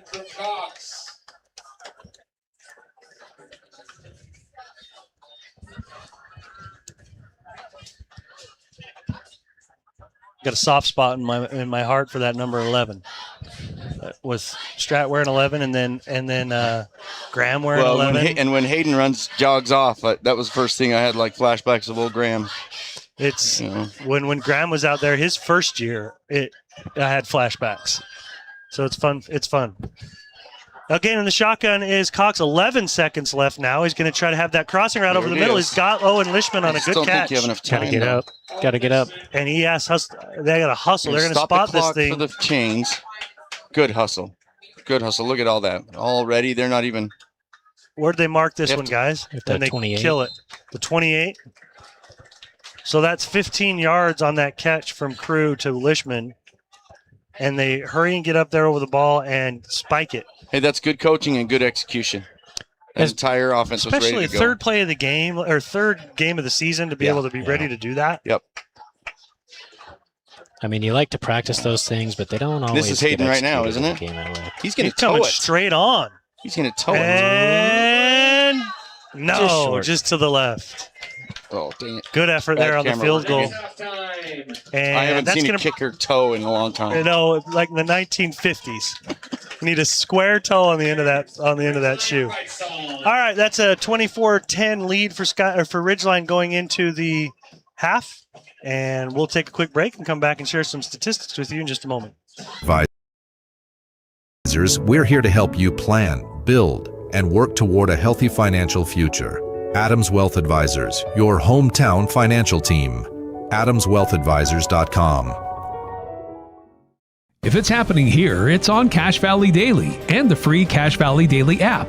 Local news, game replays, photo galleries, everything happening across northern Utah and southern Idaho. All in one place. CacheValleyDaily.com.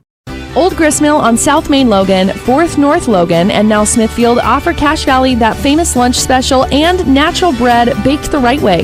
Get your made-to-order lunch or baked goods at Cache Valley's Best of Northern Utah gold-winning bakery. The Old Gristmill, here for you. When your car starts making that uh-oh noise, bring it to Cache Valley Auto Care. They speak fluent clunk and squeal. They'll fix it right without upselling things you don't need. Cache Valley Auto Care, behind Home Depot on 200 East in Logan. Searching for copiers and printers? Les Olson IT has what you need.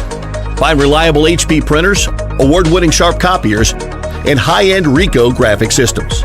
Les Olson IT. Tyson Luthi, a 3-time gold winner of the Best of Northern Utah contest, has over 25 years of combined experience with State Farm. If you need auto insurance, Tyson is your guy. Call or visit online at TysonLuthi.com. Celebrate your birthday the real way. Get a free meal during your birthday week when you come with 2 guests. Endless meats, bold flavors, only at Rio Brazilian Steakhouse. Reserve it now at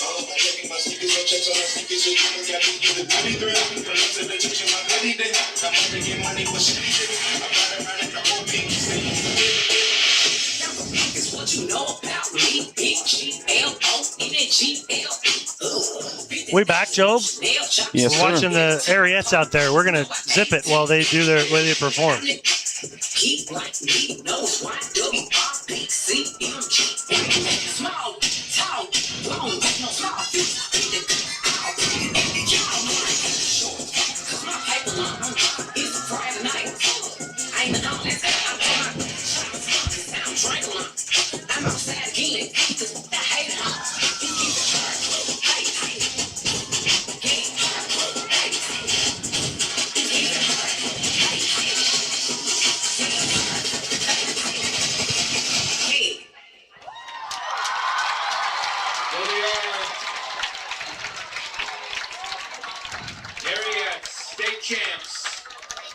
Excellent job by the Ariettes performing here at halftime.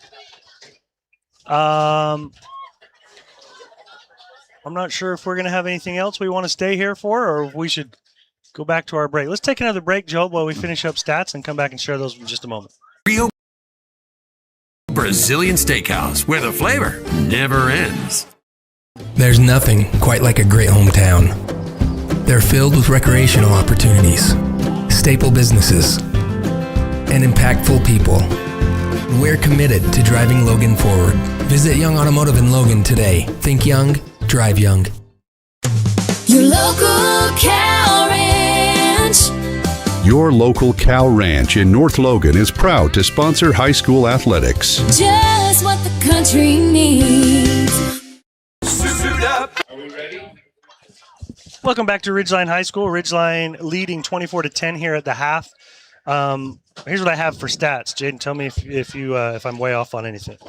I got Ridgeline with 22 carries on the ground for 153 yards. Compare that to Brighton, also 20 carries, so close, but only 65 yards. In the air, Ridgeline is 7 for 11 for 138 yards. That's a 64% clip there for Crew Cox. And then Brighton is 6 of 10 for 60%, and that's 67 yards. So 138 in the air for Ridgeline, 67 for Brighton. Total offense, Ridgeline 291, Brighton 132. How'd I do? Pretty close. We got our differences, but we're pretty close. I would think, yeah, we're going to pick up. Did you say 291 in the first half? 291, yes, in the first half. Yeah, we've got 152 on the ground, 134 in the air. Compare that to Brighton's 47 on the ground, 79 in the air is what I've got. Yeah, pretty close. What I like to see is 153 yards rushing for Ridgeline and 138 yards in the air. I mean, that's a lot more balance now. Absolutely. Yeah. And the trust that and the confidence that Crew is getting both those times, sitting back in there, letting the play develop, and dropping that deep one to Hudson Perry. And then the other one to Owen over the middle. That's sitting in a pocket and finding the receiver. That to me, what's great about this is getting up quick like that, like they did. Now you can get a little deeper into the playbook and try to see if you can help Crew start to see things and get that confidence. If you're in a dogfight and it's 0-0, 7-7 into the half, we'd probably see a whole lot more on the ground. You would, and as well as the freedom that this gives you of a lead. And it's not quite comfortable enough. I know as a coach, 14-point lead at halftime is not enough. It's good that you have it. You want to at least double that in the second half and you double your points and keep them without any, right? But the one thing that, as you get another touchdown, at least on here, is, look, I know our backs are big and strong, and I love that they can share carries. But it's early in the season, and if we can get ahead and things like that, it's nice to spread the ball around so they're not taking so many big hits over and over. Because they add up, late in the season. To me, it's as much about just getting a level of confidence in that passing game because you're going to have to use it, and you'd hate to have to use it in a situation where there's not comfort. Yeah. And right now you're starting to get a little bit of that. Yep. Again, if you're just joining us, Ridgeline's 24, Brighton 10. We don't have the scoreboard cam on because our scoreboard upstairs, our camera upstairs went out. So we're having to use our scoreboard camera to film the game, thanks to Joby out there, or up here just taking care of everything. We're going to take a quick break and come back before the start of the half. And again, Ridgeline leads 24-10. We'll be right back. Custom tailored clothing for him and her. The Cater Shop, because how you look is the first message you deliver.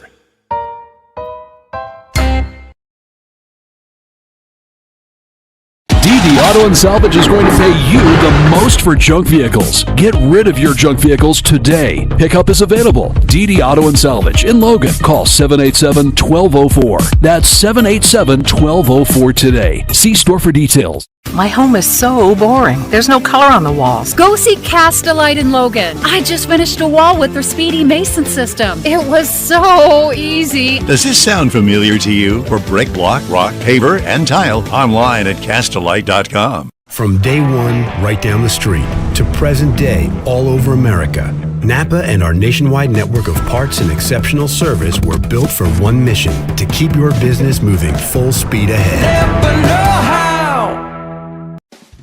Make it 3 years in a row. Advanced Heating and AC is honored to be Best of Northern Utah Gold Medalist. Thank you for your support and vote of confidence in their company. Advanced Heating and AC, online at advancedheating-ac.com. Great Basin Graphics does custom t-shirts and creates graphic designs that'll get your business noticed. Amazing colors and designs that seem to jump off the t-shirt. Go to greatbasingraphics.com. Great Basin Graphics. We made you look. At Planet Fitness, you'll get energy without the judgment. Hi, can you help me with this? This is better. Join the judgment-free zone today for $15 a month. Planet Fitness. Big fitness energy for all. This is Josh Watts. At Preston Watts Collision and Glass, we have been your #1 resource for collision repair, auto glass replacement, and towing for over 60 years. We are Cache Valley's largest collision repair center. Next time you crash, call Preston Watts Collision and Glass. We do it right. We live here. We work here. At Adams Wealth Advisors, we're here to help you plan, build, and work toward a healthy financial future. Adams Wealth Advisors, your hometown financial team. AdamsWealthAdvisors.com. If it's happening here, it's on Cache Valley Daily and the free Cache Valley Daily app. Local news, game replays, photo galleries, everything happening across northern Utah and southern Idaho. All in one place. CacheValleyDaily.com. Old Gristmill on South Main Logan, 4th North Logan, and now Smithfield offer Cache Valley that famous lunch special and natural bread baked the right way. Get your made-to-order lunch or baked goods at Cache Valley's Best of Northern Utah gold-winning bakery. The Old Gristmill, here for you. When your car starts making that uh-oh noise, bring it to Cache Valley Auto Care. They speak fluent clunk and squeal. They'll fix it right without upselling things you don't need. Cache Valley Auto Care, behind Home Depot on 200 East in Logan. Searching for copiers and printers? Les Olson IT has what you need. Find reliable HP printers, award-winning sharp copiers, and high-end Ricoh graphic systems. Les Olson IT. Tyson Luthi, a 3-time gold winner of the Best of Northern Utah contest, has over 25 years of combined experience with State Farm. If you need auto insurance, Tyson is your guy. Call or visit online at tysonluthi.com. Celebrate your birthday the real way. Get a free meal during your birthday week when you come with 2 guests. Endless meats, bold flavors, only at Rio Brazilian Steakhouse. Reserve now at riobrazilian.com. Rio Brazilian Steakhouse, where the flavor never ends. There's nothing quite like a great hometown. They're filled with recreational opportunities, staple businesses, and impactful people. We're committed to driving Logan forward. Visit Young Automotive in Logan today. Think young, drive young. Your local cow ranch. Your local cow ranch in North Logan is proud to sponsor high school athletics. Just what the country needs. Suit up, feel good. Custom tailored clothing for him and her. The Cater Shop, because how you look is the first message you deliver.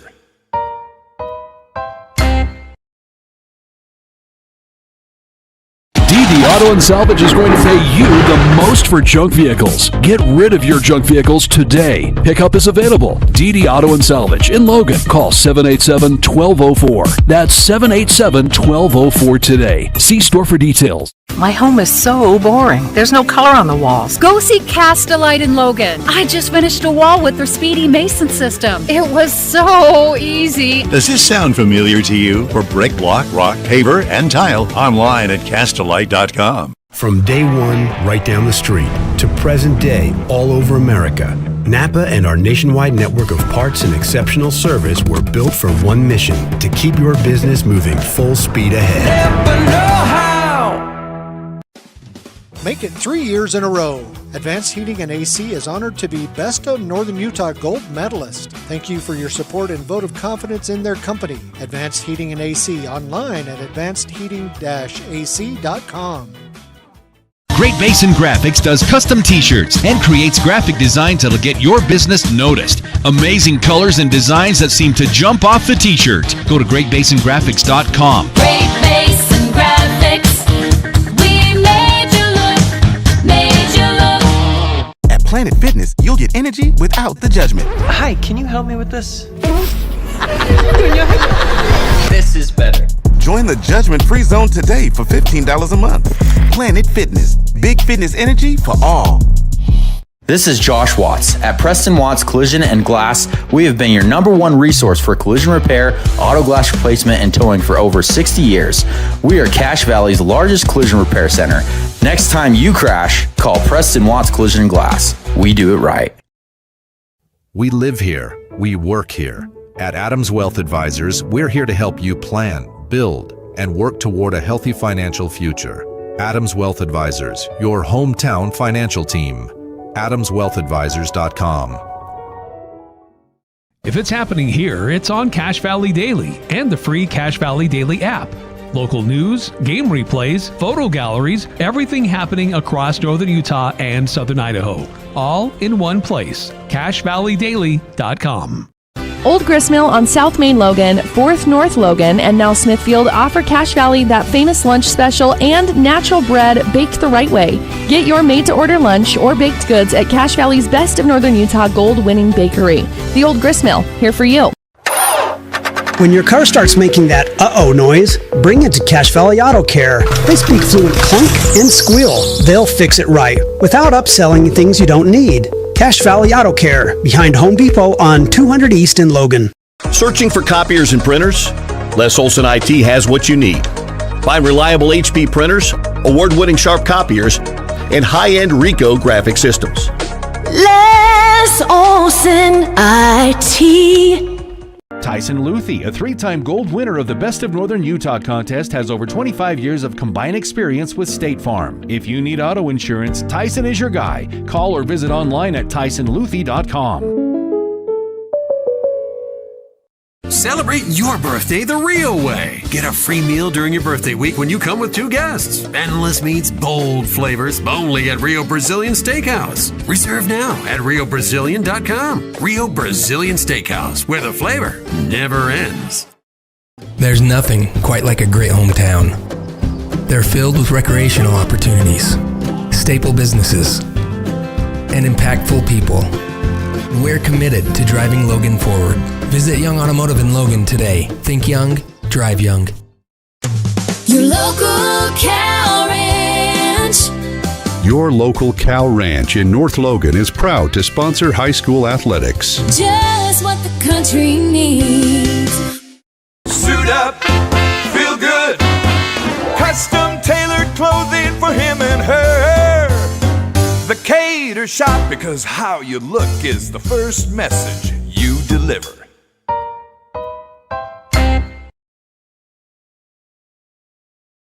DD Auto and Salvage is you the most for junk vehicles. Get rid of your junk vehicles today. Pickup is available. DD Auto and Salvage in Logan. Call 787-1204. That's 787-1204 today. See store for details. My home is so boring. There's no color on the walls. Go see Cast-A-Lite in Logan. I just finished a wall with their Speedy Mason system. It was so easy. Does this sound familiar to you? For brick, block, rock, paver, and tile, online at Cast-A-Lite.com. From day one, right down the street, to present day, all over America, Napa and our nationwide network of parts and exceptional service were built for one mission: to keep your business moving full speed ahead. Napa know-how. Make it 3 years in a row. Advanced Heating and AC is honored to be Best of Northern Utah Gold Medalist. Thank you for your support and vote of confidence in their company. Advanced Heating and AC, online at advancedheating-ac.com. Great Basin Graphics does custom t-shirts and creates graphic designs that'll get your business noticed. Amazing colors and designs that seem to jump off the t-shirt. Go to greatbasingraphics.com. Great Basin Graphics. We made you look, made you look.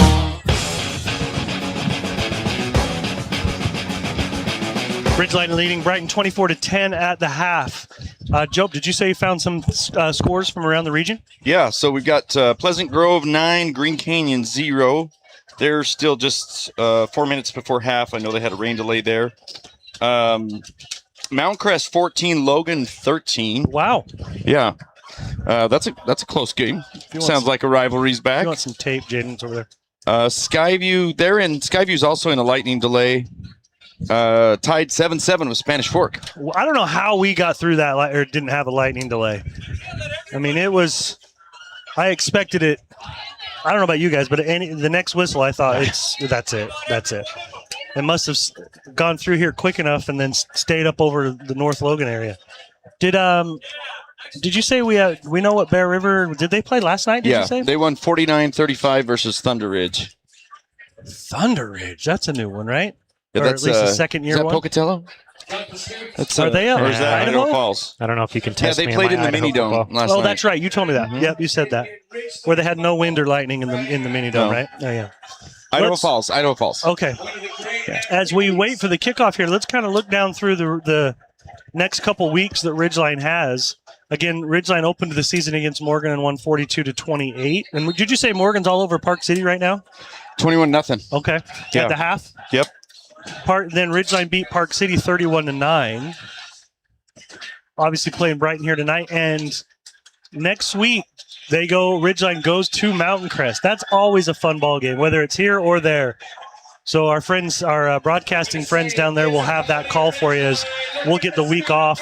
Once we get into region play, they'll just have one broadcast, but on both stations. So however you like to go find the games for Ridgeline, you'll be able to do the same thing and be able to catch the Ridgeline Mountain Crest game. And then the next week, Tooele will come here to Ridgeline, so we'll be back on that broadcast on September 11th. All right, ready to kick off for Brighton. is not Price again. It looks like they might try to place this one somewhere. Again, they're doing this pooch kick, and it will be fielded and dropped, but good job by Ridgeline. I think I see Titus Furman maybe out there. I thought I saw 10, but I could be wrong. Diving on it. Okay, Woodland. So Woodland, Johnny on the spot right there, taking care of it. And the Ridgeline offense will have a first chance here to score in the second half, leading 24-10. Again, we apologize we don't have the scoreboard cam up for you. That's why we'll keep trying to say this score as much as possible. Crew Cox in the shotgun. It looks like Noah Fiafia right behind him. 2 receivers on the right side and just 1 on the left. Hand it to Fiafia. He's got a good hole up the middle and pushes forward and continues to churn. That's going to be close to 20 yards. Oh, looks like we got a hurt. Oh, a little slow. A little slow to get up. I tried to go and mark the stat, and I realized I don't now have to because Jaden is all over it. Like stink on a monkey. You know what I mean? It's the greatest feeling ever to not have to worry about it. Well, maybe not ever, but it's a good feeling. It's a good one. Jet Jensen wide right. Again, in the shotgun is Cox. Looks like Fiafia right next to him. And over the middle is the pass. They got Owen Lishman. He's going to try to push forward. Jeez. And he's got 8 yards. Great extra effort after the catch by Lishman. That's a perfect example of a great, early in the game, early in the half play right there. Little quick dump to your big tight end and confidence building big time. This time, Jet Jensen will go wide right. In the right side slot is Hudson Perry. Wide left is Brock Merkley. Right behind Cox is Fiafia. Going to give it to Noah. He picks his way forward. He's got the first down. They needed just 2, and he got about 4 or 5. So the ball is now at the Brighton 38. Just getting started here in the second half. 24-10, Ridgeline in the lead. Cox had come to the sideline to get the play. He's already given the information to his team as they break the huddle and come out over the ball. Fiafia right next to Cox on his right side. 2 receivers to both directions, ball right in the middle of the field. First would-be tackler can't quite bring Noah down, and Noah is strung out, and a couple other guys come and help clean it up, so he's only going to get about 2 out of that one. Noah's got a handful. How many carries? Is that a stat that you keep? Is how many carries, Jaden? Yeah, give me. Is it easy? He's got 16. 16 carries. I think last week he was close to 30. It was like 28 or 29. There were a couple years where the White brothers, Noah and JT, were well over 30. This time, Cox calling signals, moves Fiafia to his left side, but he's going to throw it up over top. He led his man just a little too far. Intended receiver was Merkley, and it was just a little outside of his grasp there, so it's going to be a 3rd and 9 now. See, this is where the luxury of having those backs in the run game like this is 2-down territory. You're up by 14. You average around 8 yards a carry. You can still run the ball right here. Yeah, you absolutely. don't have to feel pressure to throw. For sure, and especially when you, like you said, this is 4-down territory, so they got 2 more plays here to get those 9 yards. They're going to try to throw it, and Crew steps forward, finds his man. That's caught. Looks like Lishman, is it? No. It's Noah. That's Noah Fiafia. You know, the great part about right there is Crew worked through a progression. He looked left first and then came across. And once again, just little signals of growth. Yes, tons of it. Mm-hmm. So it's great. 1st and 10 now, ball on the 25-yard line. Brighton territory. Ridgeline wanting to punch one in here on their first drive of the second half, leading 24-10. 9 minutes to play here in the third. Handing off going right this time is Fiafia. He slips. That one is probably some wet turf out there. That's the old turf monster out there. That'll get you. Every once in a while, it'll jump up and get you. Second and we're going to say 7. Of all the positive things that these incredible turf fields give us, the shine of the lights is not my favorite. Yeah, I agree. Definitely agree with that. And in a hot night or a hot day, you're out there practicing on that stuff, I swear it adds 15 degrees. Oh, it does. We had a temperature gun at practice one time. It was like 122 degrees on the field. Oh, that's on the verge of dangerous. It's crazy. Movement on the right side of the line this time. There was some Brighton players moving as well, but not. And that's going to go on Ridgeline. So they'll back them up. It was going to be second and about 7. Now it's going to be second and 12. So, as a team, you got to go out there and practice on that, right? Well, my daughter was so lucky enough the entire last summer before she went on a mission to install them with Kyle Faltzliv and was there all summer long on them. That would be miserable. Yeah. In the pistol again, this time Crew does hand it to Fia coming forward, working his way, getting a good chunk of what they needed. They needed 12, and he got about 10 of it, maybe 9 of it. On the defense. That's going to be to the 19-yard line, so they are in the red zone here. Under 7:40 to play here in the third quarter, 24-10. This is a drive that's been chewing clock. I was just going to say, it's not just a clock chewing drive, it's a demoralizing drive. Your defense is tired. There's nothing you can do to stop them, and they're just plodding down the field, kind of just asserting dominance. Yeah. Now Perry in the backfield. They give it to Hudson. He spins. Look at that spin. And gets to the right side to the 15. So good yardage out of that one for a first down. It was third and a long 4, maybe 5, and he got about 7. Just talented players. You tell every ball carrier, it's a privilege to be able to carry the ball. We're going to block everybody but one guy. It's your job to make one guy miss. Yeah. And spins like that, talent. Yep. Excellent job by Perry.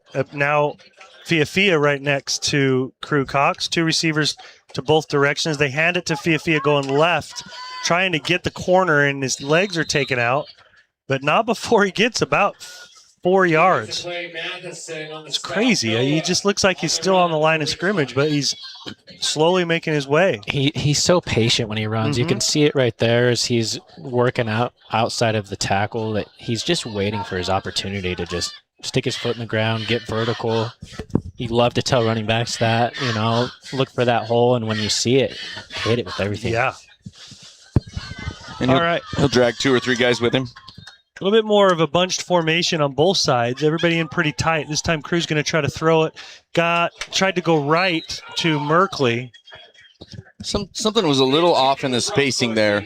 Agreed. You've got Noah out here in the flat, and then your crossing route, they're only like 3, maybe 4 yards apart from each other. So either Noah was deeper than he should have been, or the receiver was not as deep as he should have been. Brings up a 3rd and 7.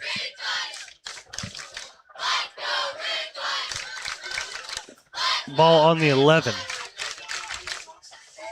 That doesn't look right to me, but maybe it is. Crew stepping forward in the pocket, tries to force a pass to Hayden Miller. Unfortunately, it was batted down instead of caught. So that's going to be 4th now. I think situationally right there, Crew just needs to tuck the ball. Agreed. And I guarantee you when he watches that back, that's where he'll be like, Yep. Just run it at that point. 3rd and 6, 3rd and 7. Put your head down and see if you can't get that first. Okay, what do you call on this one? I mean, you're getting plenty of yards out of Fia and Hudson Perry, but they go empty. 4 guys strung out on the strong side to the right. Look how empty the middle is. I love Q draw. We'll see what he does. I don't think we'll see that. Crew trying to find someone, and that one's batted down on 4th down. He just wasn't able to get enough under it to make the throw. And what was a really nice sustained drive ends with nothing as Ridgeline turns it over on downs at the 11. Well, like I said at halftime, this is where 24-10 is not enough. We drove all the way down, and when we don't get points off of that, if by chance they break one or whatever and we're at a 7-point game. It's a whole different ball game, Yes. isn't it? Yep. Okay, in the shotgun. We got Stack out here, but we don't have enough defenders. Is Matsumori, and he keeps. We were a little fortunate there. Got away with one for sure. Yep. Riley Fairbanks is out there with his arms up in the ground, up and down. Matsumori got 6 out of that, bring up a 2nd and 4. Ball on the 16-yard line. That's one as a fake the handoff, play action. Actually, he's going to try to run it. Matsumori brought down on a very short gain of about 1. They got some beef on that offensive line. They're huge. I'm looking out there, and I see a 305, a 335. Yeah, look at these guys. They are. 72 is a big dude, 295. 75's listed at 315. Some big boys. We've held our own tonight, though. I mean, last week we saw a much thinner, lighter Park City defense, offensive line, and those guys were really good at getting after it with their quickness. Matsumori hands to Sendejas. I don't understand these third down calls. I don't either. It's been very interesting. Jackson Zollinger has had a really nice game defensively. A kid like Jackson Zollinger to me is such a testament of dedication from football players. And I can tell you from a coaching side, there's a lot of times where I feel like nowadays that parents, with competitive sports and stuff, the parents have a hard time being patient enough. Look at the player that Jackson has turned into. Yeah. And sometimes your kid doesn't get to play until he's a senior. Yep, it happens. And there's nothing wrong with that. It's also a testament to the level of skill ahead of you. Amen. This punt is going to be a positive, really good punt again for Brighton. Evan Price kicks this one and gets forward roll all the way down to the 30 or 28-yard line. That was a quick 3-and-out, wasn't it? It was. Well, and like you're saying, Dave, it has nothing to do with the level of a Jackson Zollinger or so many players just like him. But when the kids, when the guy in front of you at that particular position could be so talented, but it's okay. You know what I mean? Like a lot of people, I feel like nowadays want your kid playing as an underclassman. Yes. Yep. And they think it's a failure if it's not. Yeah. That's just not true. Yeah, agreed. Cox in the shotgun, hands to Fia, and he again patiently works his way forward for a gain of 12. How many does he have now, Jaden? Yards. 100 and... He's got 141 on 20 carries now. I say 130 something, but good grief. But, I mean, you've got Hudson, too, with 8 carries and 74 yards on the night. So you're not slowing anyone two-headed down. monster back there. It's crazy. Trips to the left this time, one on the right, and Fia is on Cox's left side. Strong side is the left side of the field. Give it to Noah Fia coming right, and he got 6. He's got 6. Couple score updates coming in. Mountain Crest 14, Logan 20 at the half. Wow. Green Canyon 10, Pleasant Grove 6 at the half. Well, you wonder what a difference it's making. I'm not sure if you guys knew, but this year, Coach Favero is on the sideline. And so at Logan? Yeah. Oh, it makes a huge difference. Massive difference. So Cox is in the shotgun, hands it up the middle to Perry. He's going to break it, folks. This is gone. At the 15-10, the 5 touchdown, Hudson Perry. He's just such a dynamic runner. They're both so good, but they both have their own little wrinkle to them. Hudson's explosiveness and his burning speed, and then Noah's power and also with his speed. It's just impressive. Well, and as a defender, it truly is different. And when you're out there playing play after play after play, and you're tired, and you're sucking wind, and you're doing your best to try to get the call, get your assignment, and you don't exactly pay attention to which back it is, and so they each have a different tempo. Mm-hmm. And so you fill the hole expecting to come and hit Noah, and you know that you're like, I just got to take this punishment, and I've got to get him down, right? Yep. And so then you come there, and the ball's handed off to Huddy right there, and if you're a fraction of a second later, that's He's what happens. gone. Yeah, he's going to be so fast by you. Yep. It is interesting. You tell me if this is a stupid comment, but I wonder if you come up to fill that hole, your technique might be just a little bit different if you think you're having to get low and hit. I mean, you always want to hit low, but I feel like I would probably have a different technique trying to go hit Noah than I would Hudson. 100%. 100%. So if you came to tackle Noah, obviously pad level is going to be, because a guy like Noah, his pads, the only part of Noah that you get to see are shoulder pads and knee pads. And so you're going to have to take punishment every single time. And when you come after a Huddy, you know the speed. So you're not even positioning yourself the same you would against Noah. Right. You're just trying to make sure you get to him at a right angle and get his feet tied up because he's just so fast. Yeah, somehow, even if you get a jersey, something to slow him down so you can get some help coming over. Yeah.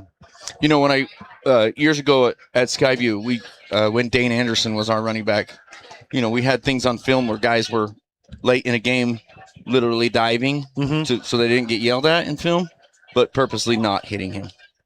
Because they're just it's painful. Yeah, it's not fun. And it's not fun. Yeah. Extra point coming here. That's Hayden, isn't it? Yeah. It is. Yeah. He's towing it again. Hayden Miller, and he gets it. So 31-10 is the Ridgeline lead with 2:29 remaining here in the third quarter. Energy without the judgment. Hi, can you help me with this? This is better. Join the judgment-free zone today for $15 a month. Planet Fitness. Big fitness energy for all. This is Josh Watts. At Preston Watts Collision and Glass, we have been your #1 resource for collision repair, auto glass replacement, and towing for over 60 years. We are Cache Valley's largest collision repair center. Next time you crash, call Preston Watts Collision and Glass. We do it right. We live here. We work here. At Adams Wealth Advisors, we're here to help you plan, build, and work toward a healthy financial future. Adams Wealth Advisors, your hometown financial team. AdamsWealthAdvisors.com. If it's happening here, it's on Cache Valley Daily and the free Cache Valley Daily app. Get it! Ridgeline tries a squib on sides going forward, and 3 different Ridgeline players tried to dive and get it. And now we have a mountain of bodies out there. What you call a heap of humanity. Yeah. Just a heap of humanity. And Ridgeline's pointing in their own direction. We do have a player that's hurt for Brighton. He's down and needing some help. Looks like Brighton got the ball, though it doesn't look like we agree. I think Owen feels like he had the ball. He has the ball. He just threw it to the coach. Interesting.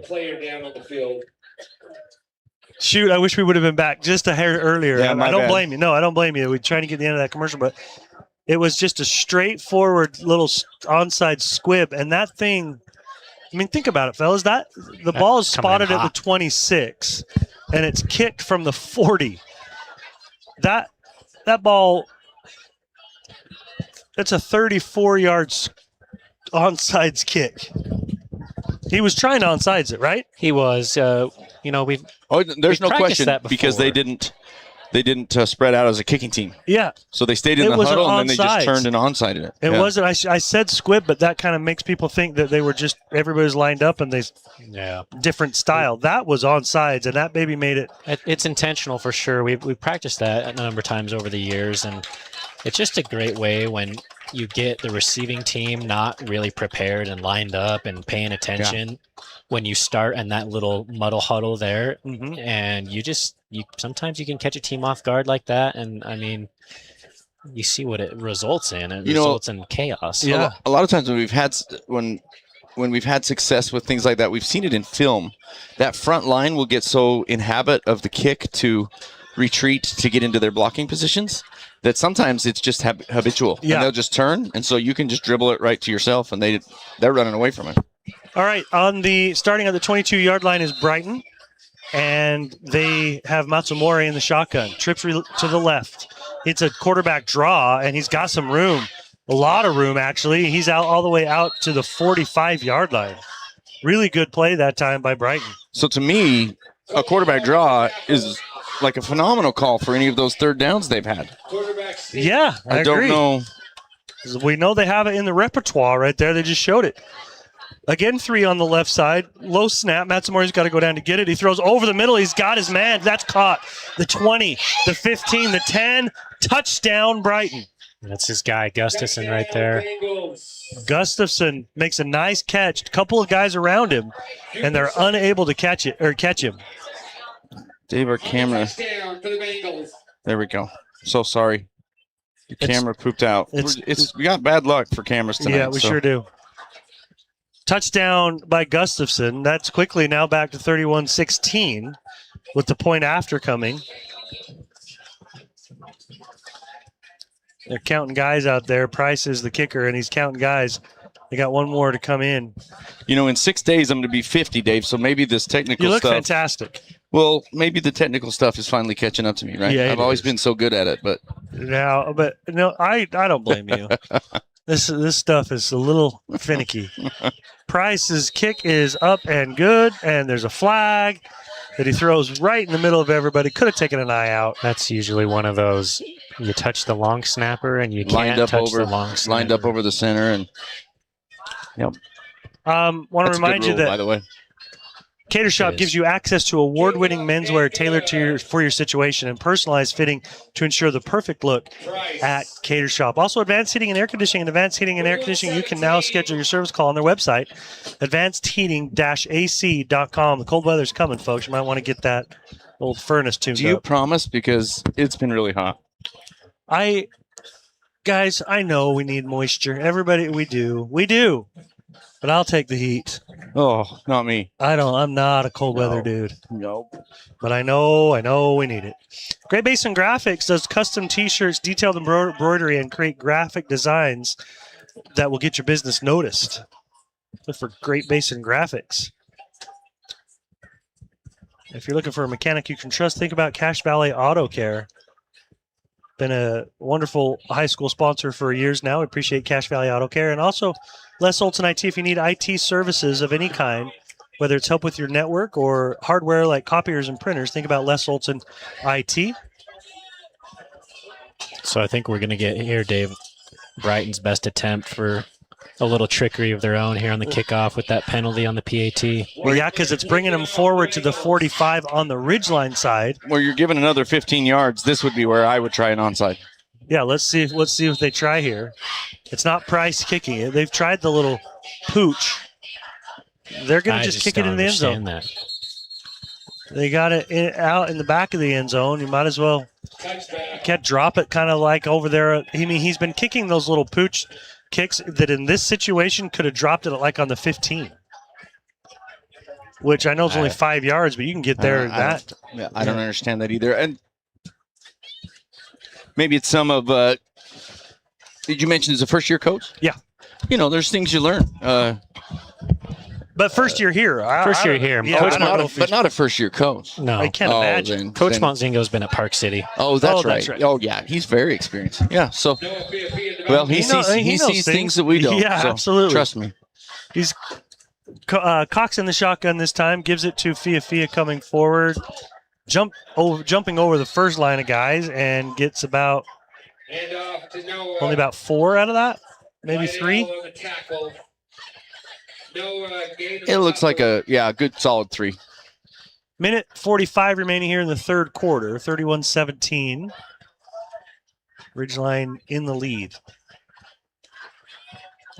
Coach Favero's son is quarterbacking there, right? He is. Yeah. Yep. Is he a senior or is he a junior? He's a senior. He's a senior. Yeah. 2 receivers on the right side, nobody out on the left side. They're going to hand it to Fia going left. Good pursuit that, but he gets out of there, and Fia is into the secondary. He should have been brought down behind the line of scrimmage, guys. Unreal. There is no reason he shouldn't have been brought down behind the line of scrimmage, and he found a way to scoot out of it, and not only that, but get Big yard. I mean, we talked about how demoralizing that is, right? Where you're meeting him in the hole and you're just taking it one too many times. You see the D linemen now, like they're huffing and puffing, and they're just thinking, man, we can't do anything to get this guy down. So there was a player that I would say that all the time, that we could do everything right, and he could still burn you, and it was Noah White. 31-17. Ridgeline in the lead with under a minute to play here in the third quarter. Another handoff, a little older. Every year he added something, and to me, by the time he was a junior, he added some speed that people weren't ready for. Yeah. I think Noah's greatest ability was he could shake guys in a phone booth. Yeah. That's what I mean. Like, there were so many times we played Noah, and we did every assignment we should have defensively, and he'd still break it for 40-yard touchdown. Trips to the left this time. They're going to hand off to Hudson Perry. He was, again, this time very patient, waiting for that hole, and got a good 5-6 yards out of it. How many yards does Hudson have now? He's got to be, give me just a second. 100. I'm going to say with that big yard, the big one he just had, I bet he's got 120. Pretty close. He's got 10 carries now, 134 yards. He's got 2 touchdowns on the ground. He's got that 1 touchdown catch for 45 yards. Yeah, what a game for Hudson. So that's Perry. 13 average. And what's Noah averaging right now? We'll get to that after the break. Ridgeline leading at the end of the third quarter, 31-17. We'll come back for the fourth in just a moment. Game replays, photo galleries, everything happening across northern Utah and southern Idaho. All in one place. CashValleyDaily.com.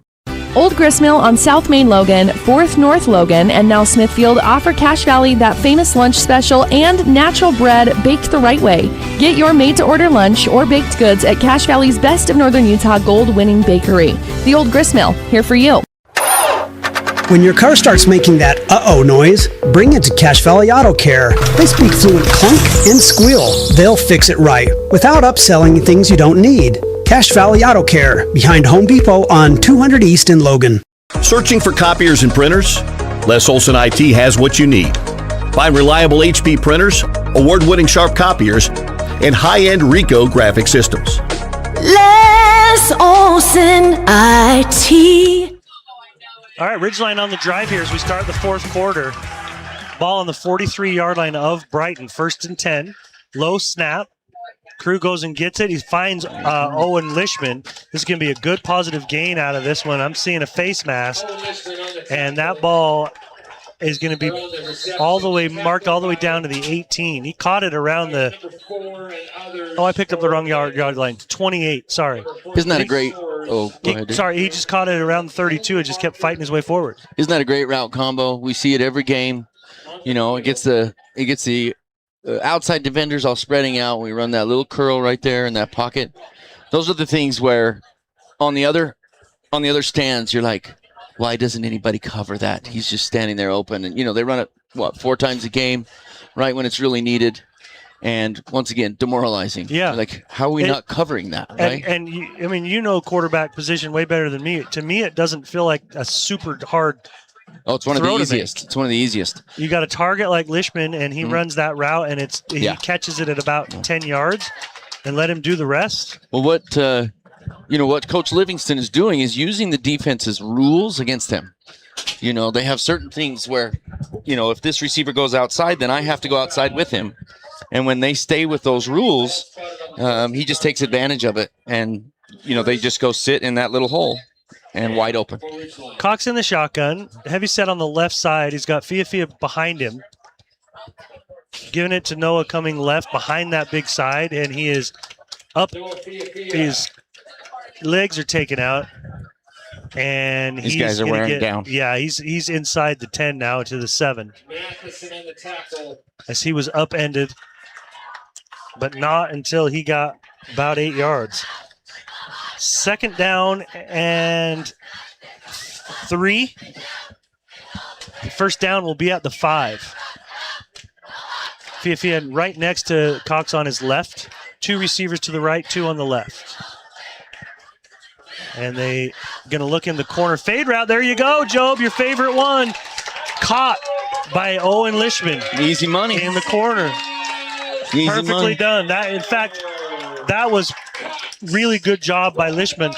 I think Crew even probably could have gone a little higher. Owen has a little bit more size up there. He probably could have gone a little higher. Yeah. But beggars, can't be choosers at this point. You just throw that and make the catch, and that's excellently done. We saw that a couple of times last week, trying to hit Owen there in the back corner of the end zone. And it looks like they've been working on that in practice this week. So it's a little bit difficult when you're throwing to the short side of the field. It is a little bit difficult to get it high and drop in because it happens so quick. Like, it's easier to throw that far side so you can lob it clear up and high and let it drop down. But what a good ball by Crew, putting it in the right place. And when a guy like Owen Lishman can use that big body on a fade, it's nearly impossible to cover. First down, the point after is good, 38-17 by Hayden Miller. And Ridgeline in business here with 11 minutes and 2 seconds remaining in the fourth quarter. We'll be right back. Tyson Luthi, a three-time gold winner of the Best of Northern Utah contest, has over 25 years of combined experience with State Farm. If you need auto insurance, Tyson is your guy. Call or visit online at tysonluthi.com. Celebrate your birthday the real way. Get a free meal during your birthday week when you come with 2 guests. Endless meats, bold flavors, only at Rio Brazilian Steakhouse. Reserve now at riobrazilian.com. Rio Brazilian Steakhouse, where the flavor never ends. There's nothing quite like a great hometown. They're filled with recreational opportunities, staple businesses, and impactful people. We're committed to driving Logan forward. Visit Young Automotive in Logan today. Think young, drive young.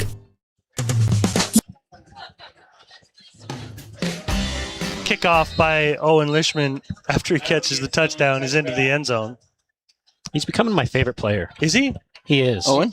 You watch him in the run game, and he's just getting after it. He's doing the dirty laundry. He's never tired. He's catching balls over the middle. He's catching fades in the end zone. He's coming out here and he's kicking it into the back of the end zone. What can the guy not do? Yeah, when you play that tight end position, sometimes people forget that's a blocking position a lot of times. When you're seeing Noah Fiafia and Hudson Perry running, a lot of the times, Owen Lishman is one of the blockers there with that offensive line. Owen's really, I'll tell you after this play. Matsumori looking left on the throw. He's getting flushed out of the pocket. Now he's got a man over the top. Oh, that could have gone the distance. It was off of the hands of number 8, Ryan Nazari. Man, it's those. And he was behind Henninger. It's those plays right there that just make differences of, that old book, Good to Great, right? Yep. In business is right there. Good team, great teams don't drop that, and these guys are they're working towards that. So 2nd down and 10 now, ball on the 20-yard line. As Brighton's got 80 yards to go here. This time they're going to have 3 receivers out on the strong left side, 2 receivers on the right, so an empty backfield. No safety back there. Everybody's up, and they're going to try to throw up over top, and it is caught. Great catch by Hartle. Kaiser Hartle catches it and is brought down at about the 50-yard line, but Matsumori took a lick. Yeah. He was fully extended to make that throw, and he got cut in half. It's a pick your poison kind of thing to come out with no safety in that situation. You saw all our DBs up in the face of the Brighton wide receivers, and as a quarterback, you're just sitting there knowing there's nobody. There's not enough guys here to block me. You have to take that. And Matsumori did a good job taking the lick and delivering the ball. Yep. He's looking left again, fires it over there, got his man. That's going to be a first down. Ooh. Thrown out of bounds at the 39-yard line. So an 11-yard pass play. That's caught by number 9, it's Gustafson again. He's had a solid game. Again in the shotgun. 1 receiver to the right, 1 to the left. A couple tight ends in there. This time Matsumori throws a pick. That's picked up by Jackson Zollinger on an excellent ball game by Jackson. He brings it back up to the 49-yard line, and the takeaway gives it back to Ridgeline. What a coming of age for Jackson. Yeah. 3rd varsity game as a senior. We've talked about, he's done multiple things this time. Early in the game, setting the tone as a defender, with that big old hit, making some big stops and run plays on key downs, and now drops into coverage, steps in front of a pass. What a game. Yeah. On the defensive side, he's my defensive player of the game for sure. He's been everywhere. Crew Cox in the shotgun. This time he's got Fiafia right behind him. It's 1st and 10, ball on the Ridgeline 48-yard line. You know they want to punch another one in, leading 38-17. Handoff to Fiafia, picking his way right up the middle. He's still not brought down. The knee never hit, keeping his balance and all the way into Brighton territory to the 40-yard line. Starting to feel like he averages 8 yards before somebody touches him. Almost, and he's going up the middle, which is crazy. I know. I mean, tip the cap to the offensive line. Those guys are creating holes that Noah's just licking his chops every time he gets the ball. He's right next to Cox again. Trips to the right. There's nobody on the left side of the field. Strong side is the right side. Just the tight end here. Okay, 1st and 10 from the 40-yard line of Brighton. Dropping back is Crew. Wide open is Noah. And he overthrows Hudson Perry, but you were right. He had Owen on the Hank route, Jaden, over the middle. Yep, and he had wide open. He had Fiafia down the left sideline, I thought. You know, right there, he's usually looking for Noah coming out of the backfield and that play design there. And I think he might have just gotten a little too quick in his progression. Yeah. 38-17, Ridgeline in the lead. They're going to flip-flop everybody. So 3 guys go from the left side to the right, and that's Owen Lishman, comes to the left side. In the shotgun is Cox. Pass, looks like a screen. And tried to throw a screen pass to Noah Fiafia, and it was dropped. It was behind Noah a little. That would have been a tough catch. You know what I was going to say about Owen is he's we talked about it a little bit last week. He's the breed of player that offensive coaches are looking for, and you have him now in the NFL in Brower at Bowers for the Raiders. Bowers for the Raiders, and Colston Loveland for the Bears, where they're a tight end body but a wide receiver athleticism. Yep, and they're called a move tight end is what they're called, because they move them all over like a wide receiver. And a lot of times you can still have a regular tight end that's mostly a blocker. Well, it feels to me like that's what they're doing with Lishman. Pass out into the flats to Fiafia. Makes the first guy miss. He's now got the sideline for the first down. I was looking at some scores. Maybe that's what you guys were talking about, is that they're using Owen Lishman as that type of a guy. He's listed as a tight end, but he is, for all intents and purposes, he's a receiver. Yeah. But well, you have him split out here by himself. At other times, he's in the slot in the trips, and then hand in the dirt just a minute ago as a blocking tight end. Yeah. You know. Yep. So. A lot of things you can do with a player like that. Yeah, big time.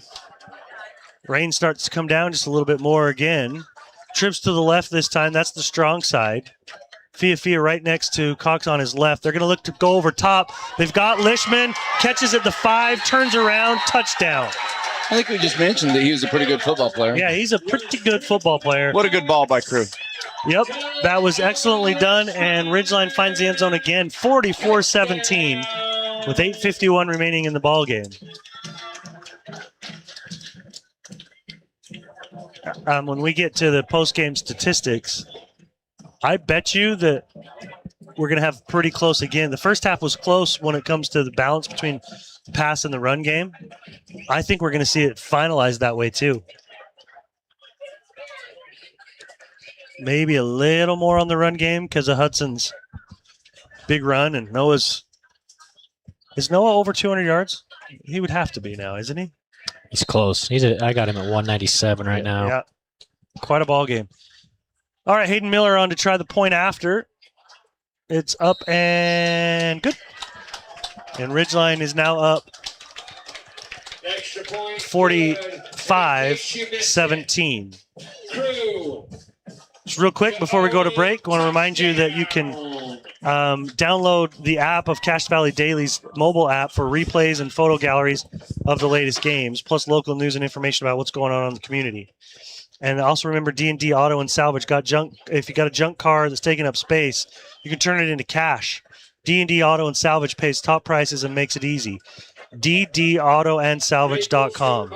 Spell out and. ddautoandsalvage.com. 8:51. We can just keep it here, boys. 45-17. Ridgeline in the lead with 8:51 remaining in the ball game. We'll see what Brighton can. Last time do. I left, they kicked an onside. So yeah, we'll see if they can. Brighton can answer that. Looks to me like they're gonna just kick this one away. Owen Lishman. Yeah, I think coming at this forward. point, you get up this That much. one's a little short. It's going to land on the 5-6 line, fielded and brought on the right hash, trying to pick his way forward, runs into his own man. Now he's going to cross the field, and this is Kaiser Hartle trying to get out to the outside and coming over to make the play. That's Lishman. Jeez. Yeah, it's done. He's my favorite player. Yeah. Make a card, have him sign it. Oh, yeah. Owen Lishman's a ball player, that's for sure. I feel like this game has shown me that this team maybe is worth the hype. I mean, they've been picked to be right there to win the state championship. Yep. The first two games, I was thinking maybe not the case. But this game, they look a lot better. Well, after watching the teams in the region, I definitely think, that somebody's going to have their best game, and Ridgeline's probably going to have one of their worst games. So we need to see, where else in 4A that can compete with the ground and pound and then surgical pass game so far that we've seen. Yeah. As far as 4A is concerned, was it a timeout? Green Canyon has taken the lead over Pleasant Grove 10-6. Okay. Let's look at. They actually just went up 16-6. Green Canyon's up 16-6? Yep, just scored. Nice. And they got Pleasant Grove. Mountain Crest is 2-0 on the season. Ridgeline's 2-0 on the season. Bear River's 2-1. The loss, as you mentioned, was to Box Elder, and that's a good team. And that was down to the wire. All right, Matsumori is in the shotgun. He's looking to throw it. He goes left and throws it over Gustafson. Gustafson did elevate and had a couple hands on, just got through him. Green Canyon is 1-1, looking like they're trying to. Well, how much? That's got almost a half left, doesn't it? It's got 7:13 left in the third quarter. Yeah. So because they had that lightning delay, so that's got plenty of time left. Maybe we can finish up here and we'll all go catch the fourth quarter. Yeah. In the shotgun again is Matsumori. This time he finds his man, and he's got enough for the first down. And careful. There it is. A little yep. Got to be smart there. Got to be smart. They're gonna get a penalty as the tackle was made a little beyond where it probably should have been into the out of bounds.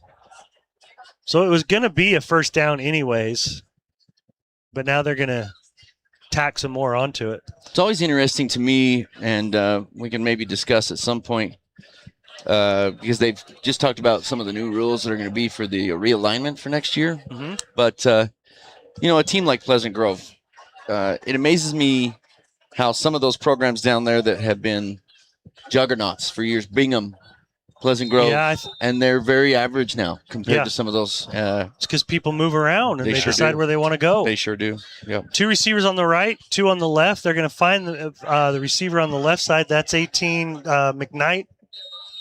Did I see an 18? I thought I did. Yeah, it is. Yeah. Looking back again into this 4A, just in our region, Skyview's 1-1, Stansbury 1-1, Twilla 1-1. Deseret Peak's only a winless team right now. But you got to look up into some of these others. Murray's 2-0. Desert Hills 2-0. Yeah, I always wonder about the teams down south. Who's going to rise out of there? Yeah, Matsumori on a nice little touch pass. He's got a Gustafson. Matsumori rolled out and just kind of kept stringing it out until he was able to get Gustafson on a little touch pass, and that's going to be good positive yards out of that one. And Brighton's all the way down now to the 23-yard line. You have to think with the level of coaching they have, Crimson Cliffs is always, by the end of the year, even if they've struggled a little bit early, they're always going to be a contender as well. Yeah, they're 1-1 right now. Pineview, Hurricane, and Desert Hills are all 2-0. Matsumori's looking over top. Oh, I like the idea. He just didn't lead his guy quite as far, but the route was was a good one. You know, lots of times when Crimson Cliffs ends up 1-1, it's because they really try to punch up in the preseason. They try to face somebody really tough. Lone Peak. They played Lone Peak and lost 33-21. Exactly. And And look at that, 21-33 against a Lone Peak. That's impressive. Yeah, it is. You know? And then 31-13, they beat Provo at Provo. Mm. And then they're beating Cedar Valley right now 42-7. And Green Canyon barely edged Provo. Go back to that day that I think it looked like Crimson's got this Brighton team next week. Which, Oh, do they? Yeah, it'll help Good us little kind of get a feel comparison. for them. Ooh. The hit, but not the wrap up, as Matsumori gets out of it and now makes the corner, and he's got a first down. It was 2nd and 10 from the 22-yard line, and I think he's going to be inside the 10, isn't he? Yeah, he's getting worn down, though. Like, that was a big hit at the beginning of that play. Takes another hard one at the end. Under 7 minutes to play here, 45-17 Ridgeline. Probably just ran in the lead. 45 yards and got 4. Yeah.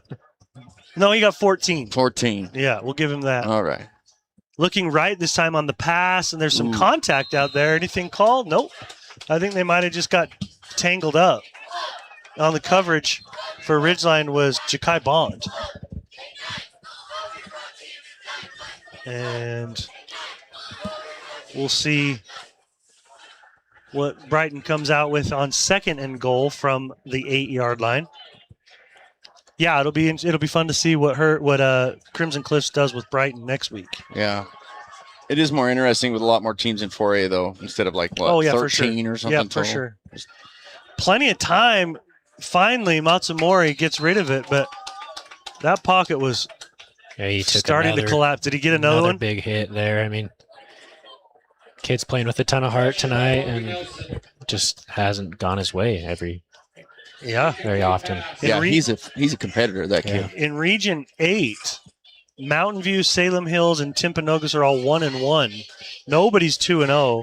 Deer Creek, Park City, Provo, Uinta, and Wasatch are all 0-2. Again, in the shotgun. Ooh, it's good coverage. Matsumori trying to. Yeah, that almost was a touchdown catch, but Henninger coming over and making the play. So now you got 4th and goal from the 8. You bring that. I mean, it's out of hand, right? I mean, do you get points or do you go? I think you just go. You got to at this go. point. Yeah.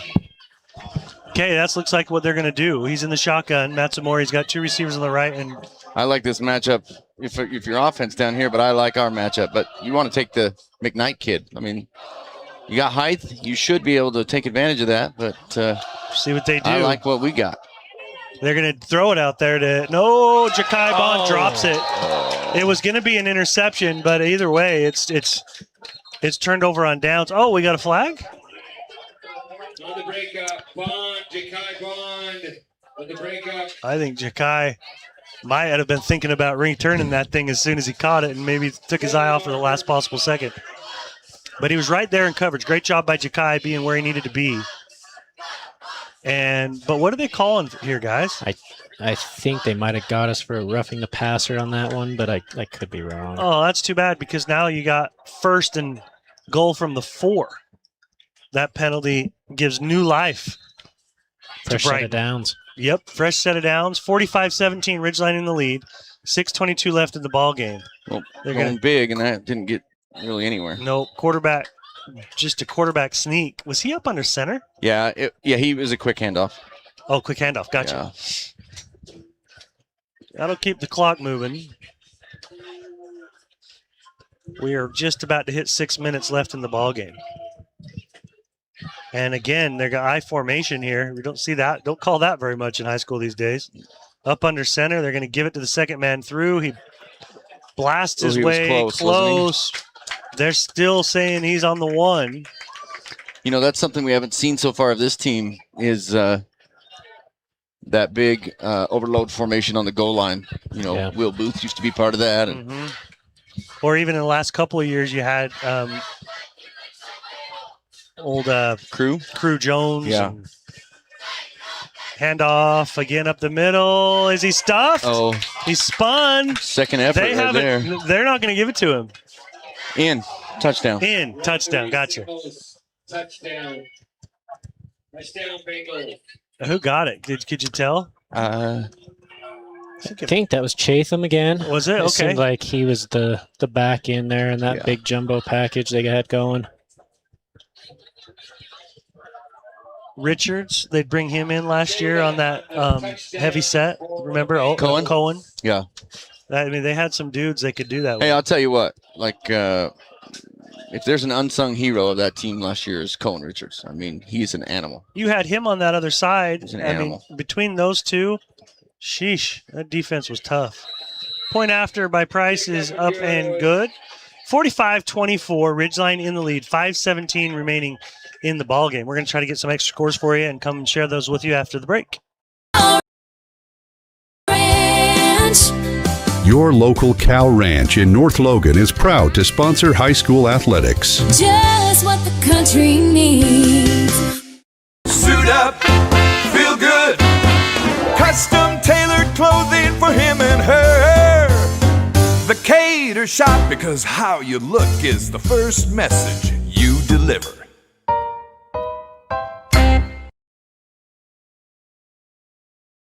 DD Auto and Salvage is going to pay you the most for junk vehicles. Get rid of your junk vehicles today. Pickup is available. DD Auto and Salvage in Logan. Call 787-1204. That's 787-1204 today. See store for details. My home is so boring. There's no color on the walls. Go see Castelite in Logan. I just finished a wall with their Speedy Mason system. It was so easy. Does this sound familiar to you? For brick, block, rock, paver, and tile, online at Castelite.com. From day one.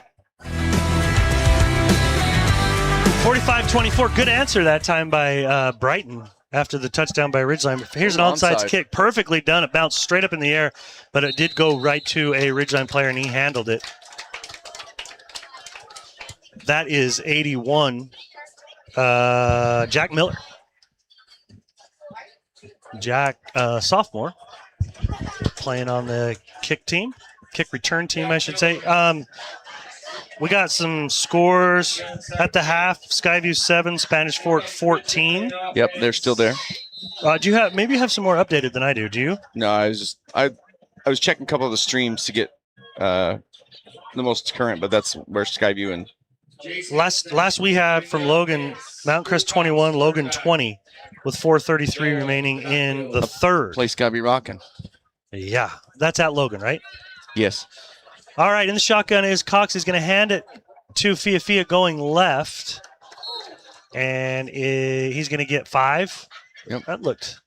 Merkley got his legs taken out from behind. That looked kind of painful, but he's up. I just mudded a couple balls for Easton Favero last week. So did you? Yeah. And so you're a mutter. Mutter. Got a secret. Does that make your mutter a mutter? It's your baseball mother guy. a mutter? It's that baseball mud that you use. So just you gotta. You know what also needs to be mudded, and you'll laugh at me? A wiffle ball. A brand new wiffle ball doesn't do what a worn in wiffle ball will do. I'm a connoisseur of wiffle balls. I see that. Rolling or stepping up in the pocket is Crew Cox. Good read.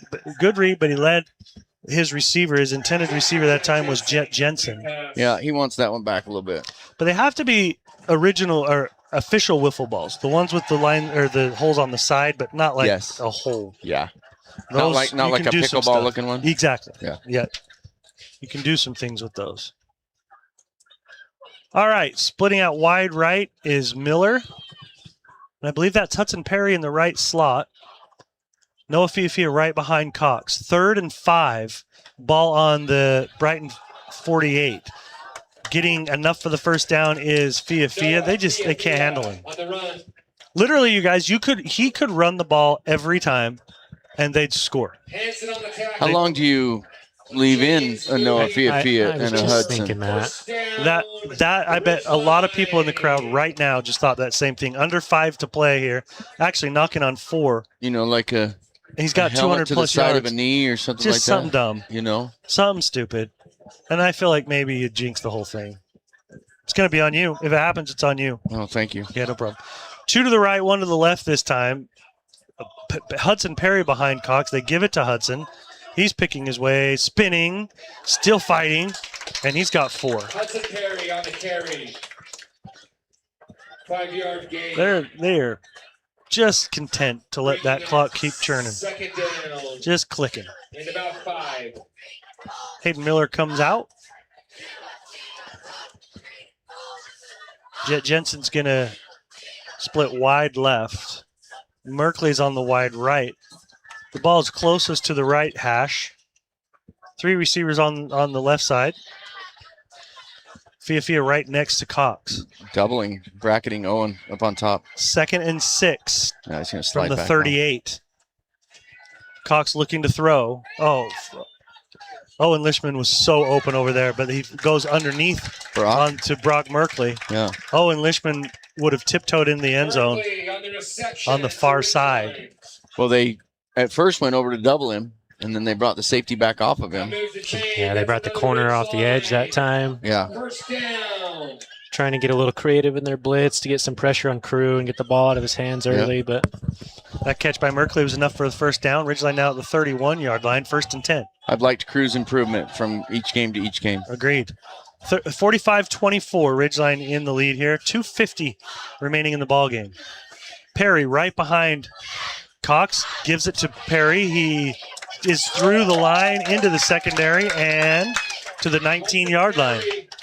It's so interesting because when I see him get hit, I'm like, oh, it's going to be a short game. And then somehow his balance is so good.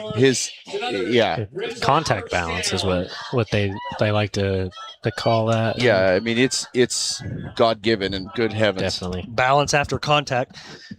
Trips to the right, this time 2 on the left side. So empty backfield with Cox. Looks like he's going to throw this one. Looking right. He's got his man. That is Fia. Makes the guy miss and gets into the end zone. Touchdown, Ridgeline. See what I mean? Talk about a weapon. The guy dives at him, but really no true intention of tackling. Right. Like he's kind of done. Yeah. 30 has the ball, had it. and he's like, I don't really want to tackle that guy. I like the way that we've been using him tonight. You know, I'll have to pull it up and look and see, but Noah's been involved in the pass game tonight. I mean, yeah, he's got 4 catches, 57 yards, a touchdown now to add to that. Hudson's been involved in the pass game. We've talked about Owen Lishman in the pass game.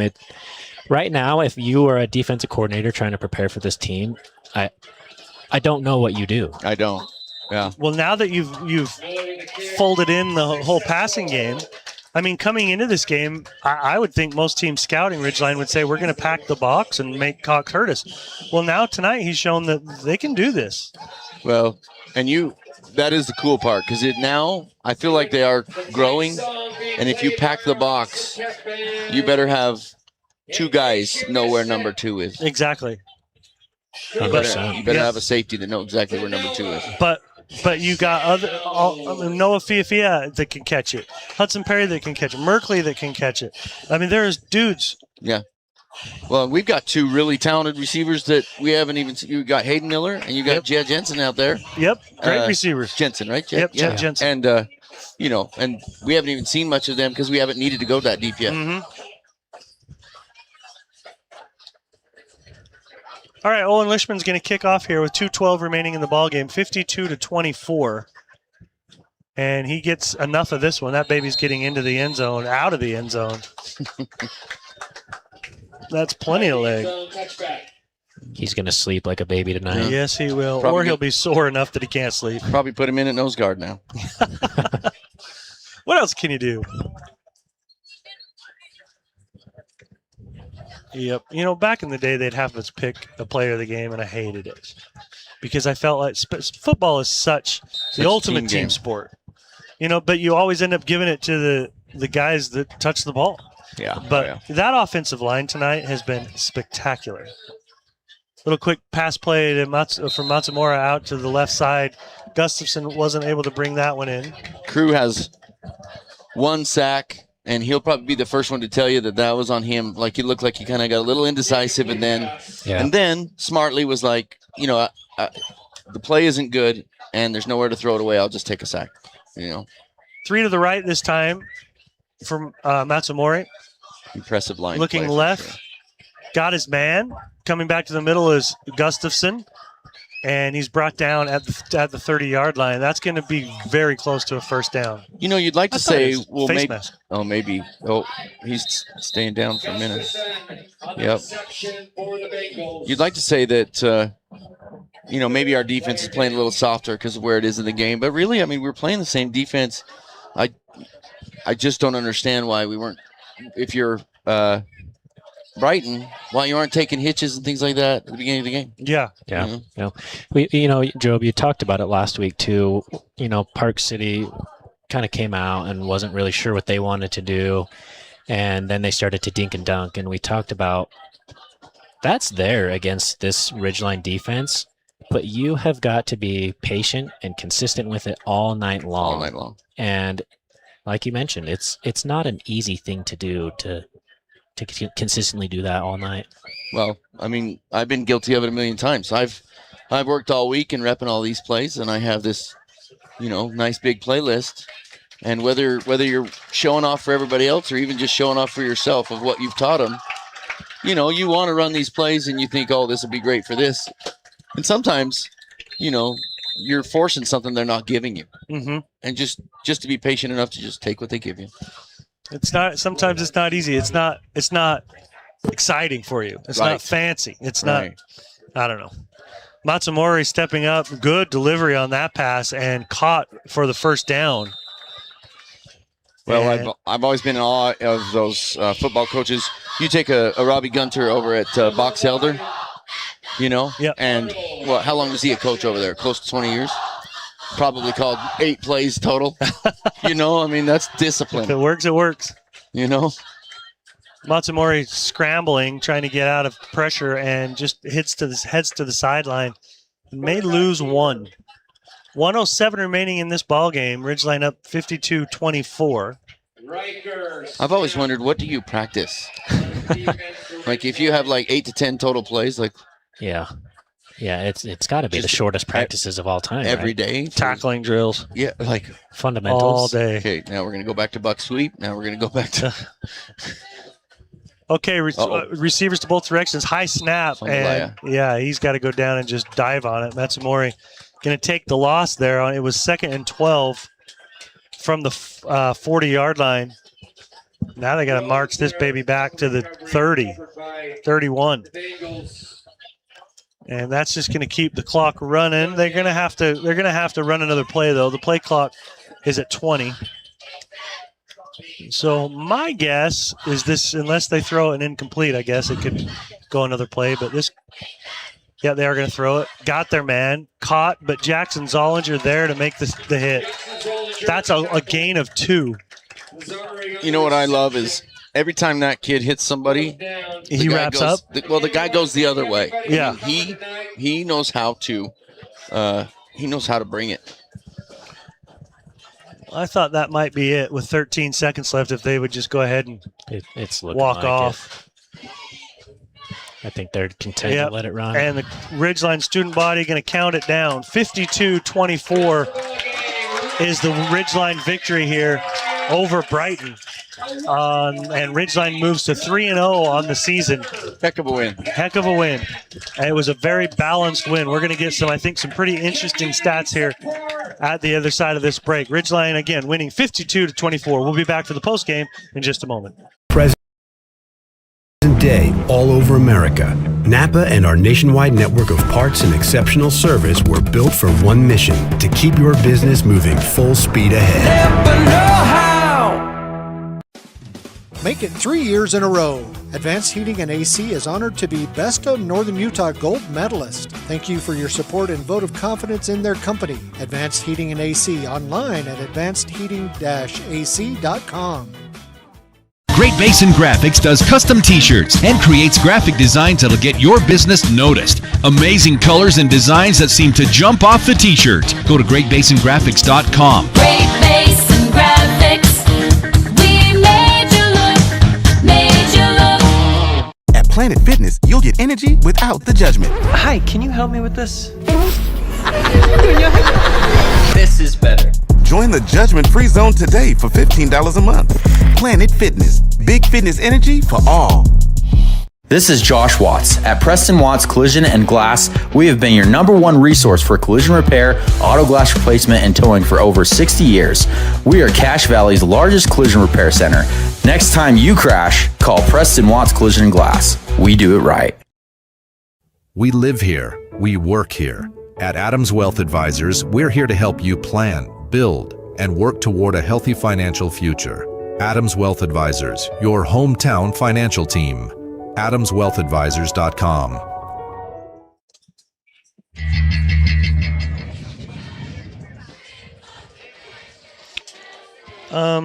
Dang it. Thought I had my music going, guys. My fault. We're still getting the kinks out. Yeah, I mean, it's only the third ball. We've only done 2 games. Ridgeline wins this one 52-24. And, gentlemen, this was as complete, I think, as we've seen this Ridgeline team look. Would you agree? I would think so. The first part of the game you wondered because it seemed like it was still run. Got a little bit of a cushion, and Livingston opens the playbook a little bit, and Crew stepped up tonight. 100%. I think that, it looked like we might have some ugly weather here to start the game, and you wonder how that might affect things. And yes, it took us. I thought it took us probably about half of that first quarter to settle in. Get over the muffed punt that we had early on. Yeah. That's really our only big blemish of the night is that play right there that set Brighton up with great field position early in the game, and from there you just saw this team get right into the tracks, and they just looked unfazed the whole rest of the night. They sure did. And one of the bright spots for me in this ball game was Jaden taking over the statistician role. And I got to tell you, I have never been this happy. Jaden. He's your favorite player. He is. I'd like to get a signed football card of his. So we're gonna move to Jaden's stats in the post-game show. I got my post-game music going. Here we go. I? Yeah, you do. Oh, yeah, here they come. There it is. There it is. All right, my favorite stat of the night, I think, is we held this Brighton team to 2.69 yards per carry tonight, which how can you argue with that tonight?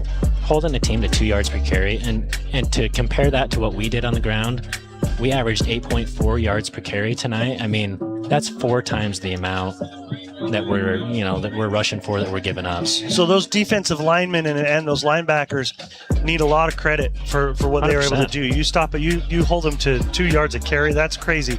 I'm going to single out Jackson Zollinger because I thought he played a phenomenal football game tonight. He also even dropped back in coverage and made a pick. Yeah. Well, it is easy for us to talk about the offense because there's so much new to us and everything like that, but the defense still flying around. This is definitely a Jake Pitcher defense, right? Yeah. Flying around, celebrating good plays. I'll never forget the first year I was here and we pick one off, take it all the way down there, and Jake beat him to the end zone. Awesome. Got the flag and everything, but who cares, right? Like, he infuses the fun of playing this game, and I think sometimes it's easy to forget trying to do your assignment so much. Jake Pitcher defenses fly around. 100%. Yeah, you got to have fun. I mean, because football is hard. And as you mentioned, sometimes it hurts. It does. But to make it fun and to fly around like that, I mean, that's what it's all about. What else you got, Jake? So total yards tonight, 595 total yards. Say that again? 595 total. Jeez. I mean, just total domination. Yeah. 353 of those on the ground tonight. 242 through the air. We had Crew going 16-25 for 248 and 4 touchdowns. I thought he was really in a very comfortable groove tonight. I think there was one time that Brighton pass rush really kind of got him frazzled and made a throw that he didn't want to make. But I think as a staff, you can look at his progression through 3 weeks and be like, okay, he's finding his groove, and this team they're sniffing that next level of what the offense can do and present to a defense. Well, to me, right in there, 4 touchdowns, 0 interceptions. Yeah. That's because in the first game, I think he had a couple, didn't he? Yep. And then maybe another team might have 3 or so on the season, but he's starting to clean it up and starting to show where this is going. Yes. Perfect timing as Coach I can talk. I'm good. Okay, I'll tell you that he has stolen my headset before, but it was to lace some other coaches. Yeah. I don't break headsets anymore. Matter of fact, he came in. I just automatically was like, yeah, here you go, Coach. 52-24. You got to be happy about that 52 points on the board, and especially the way you're able to do it. You're able to. Last week, you talked in our post-game show about really needing to try to establish that passing game, and we all felt like you were able to do that tonight. Yeah, I mean, we went back and watched the film, and it wasn't as. I mean, we did what we were supposed to do because they stayed too high, and we were running the ball 7 yards of carry. So there's a lot of things that can go wrong in a pass game, but there's not a lot of things that can go wrong when you can run it for 7 yards of pop. So I thought, we did what we were supposed to do last week, and I told Liv, we got to do what the defense gives us.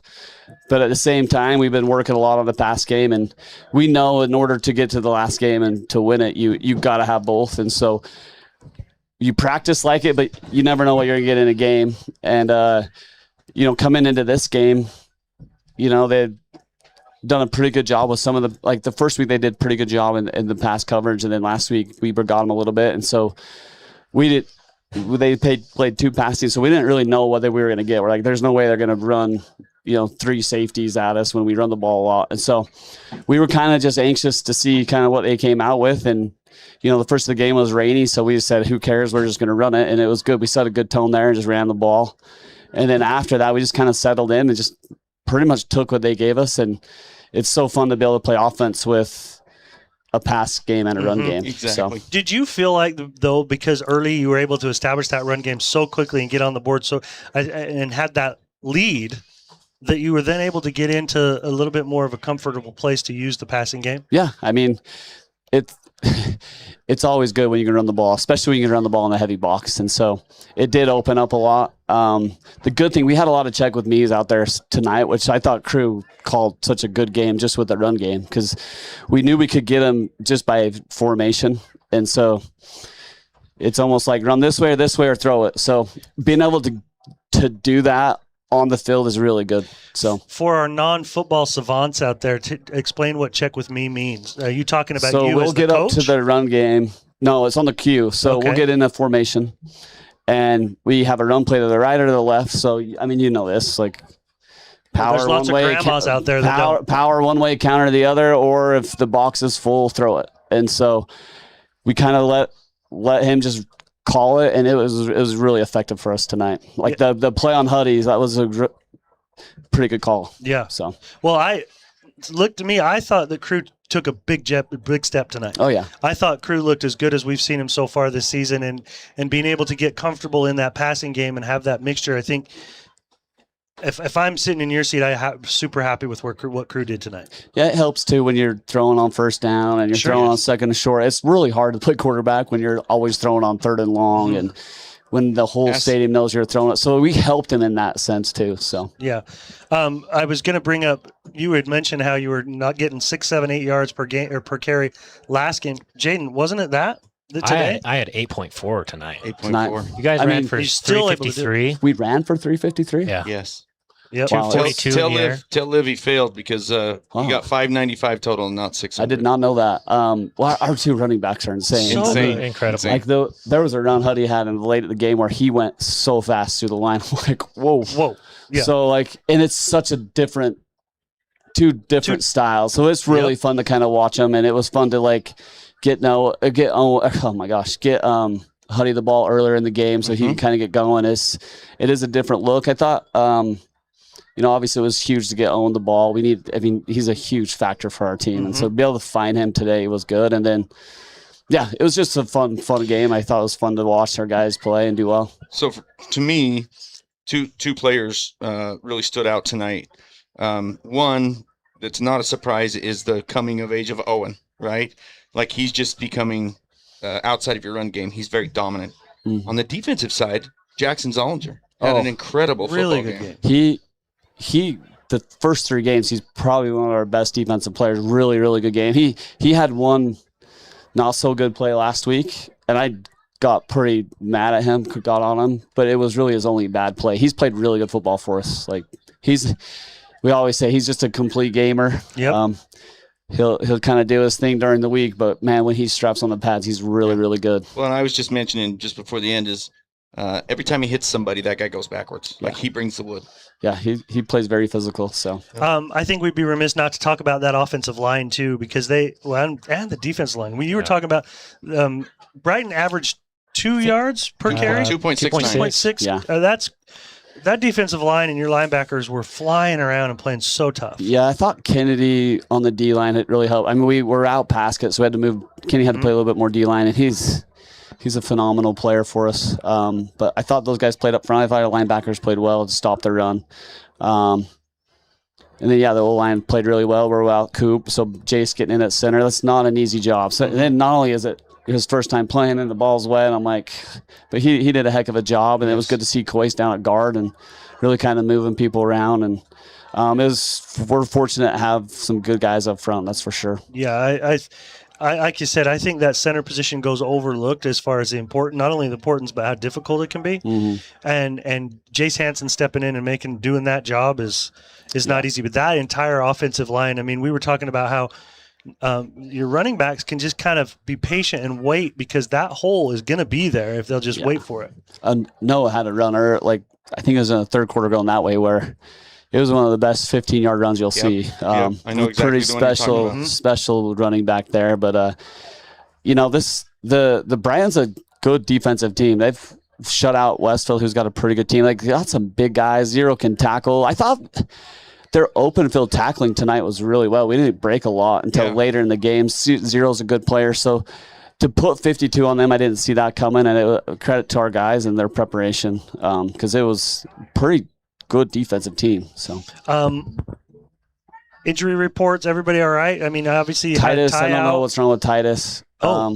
That's a huge loss for us if he's out. I don't know how bad it's going to be, but he's kind of our defensive captain, so we had to play Briggs a little bit. Briggs is a heck of an athlete, good player for us, but he hasn't repped a lot with the one, so he kind of came in and played most of the game tonight and did a good job. Ty, I hope will be back next week. Ty was just a shoulder. Little shoulder, yeah. And then Cooper, I'm not sure yet how long that will be. Okay. Yeah.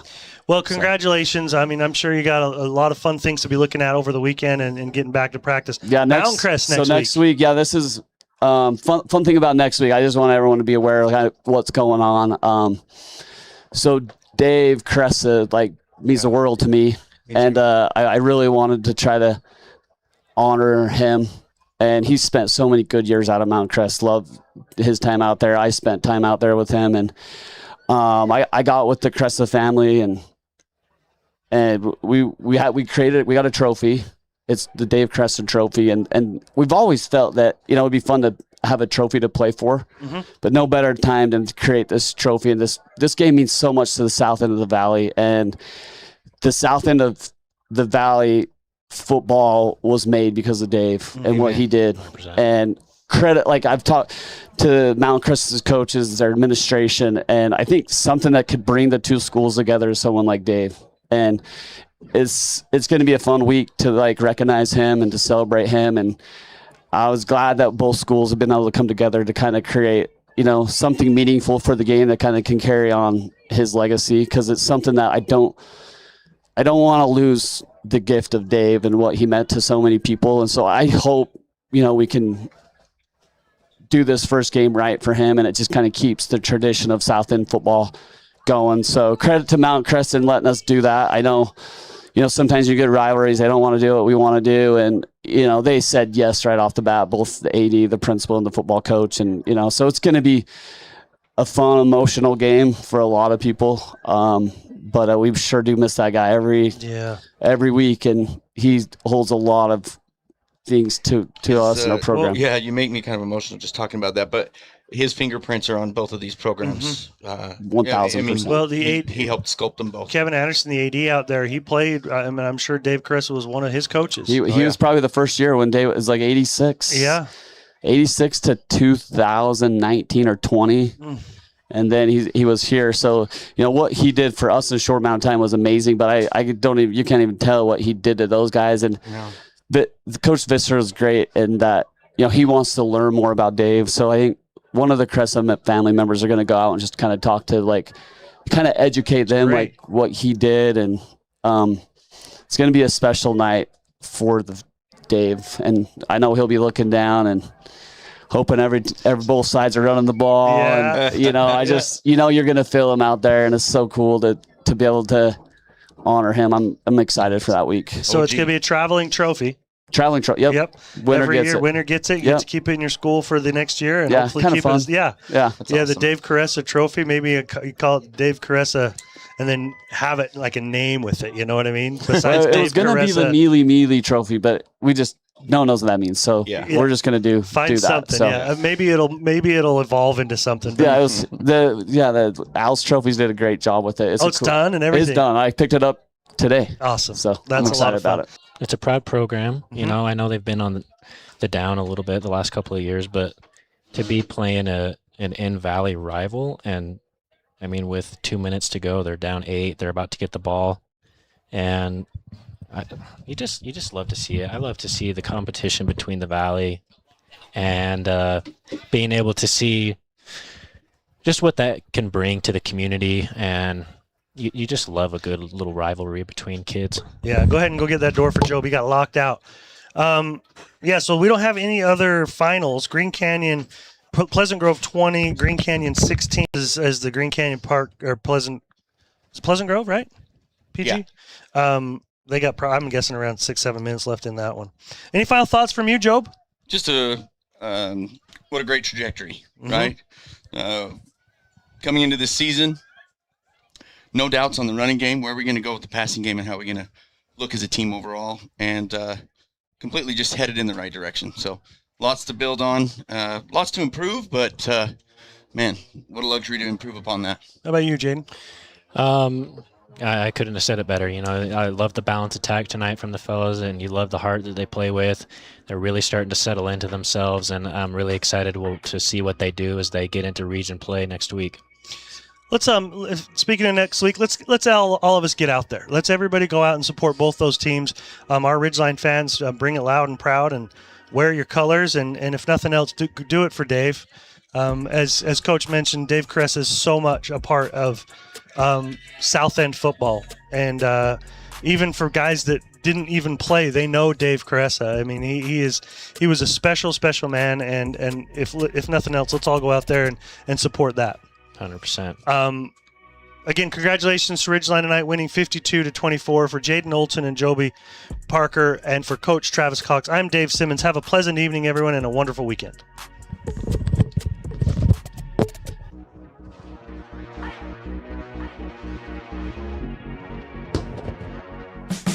This Ridgeline Riverhawks broadcast has been a presentation of 104.5 The Ranch and CashValleyDaily.com.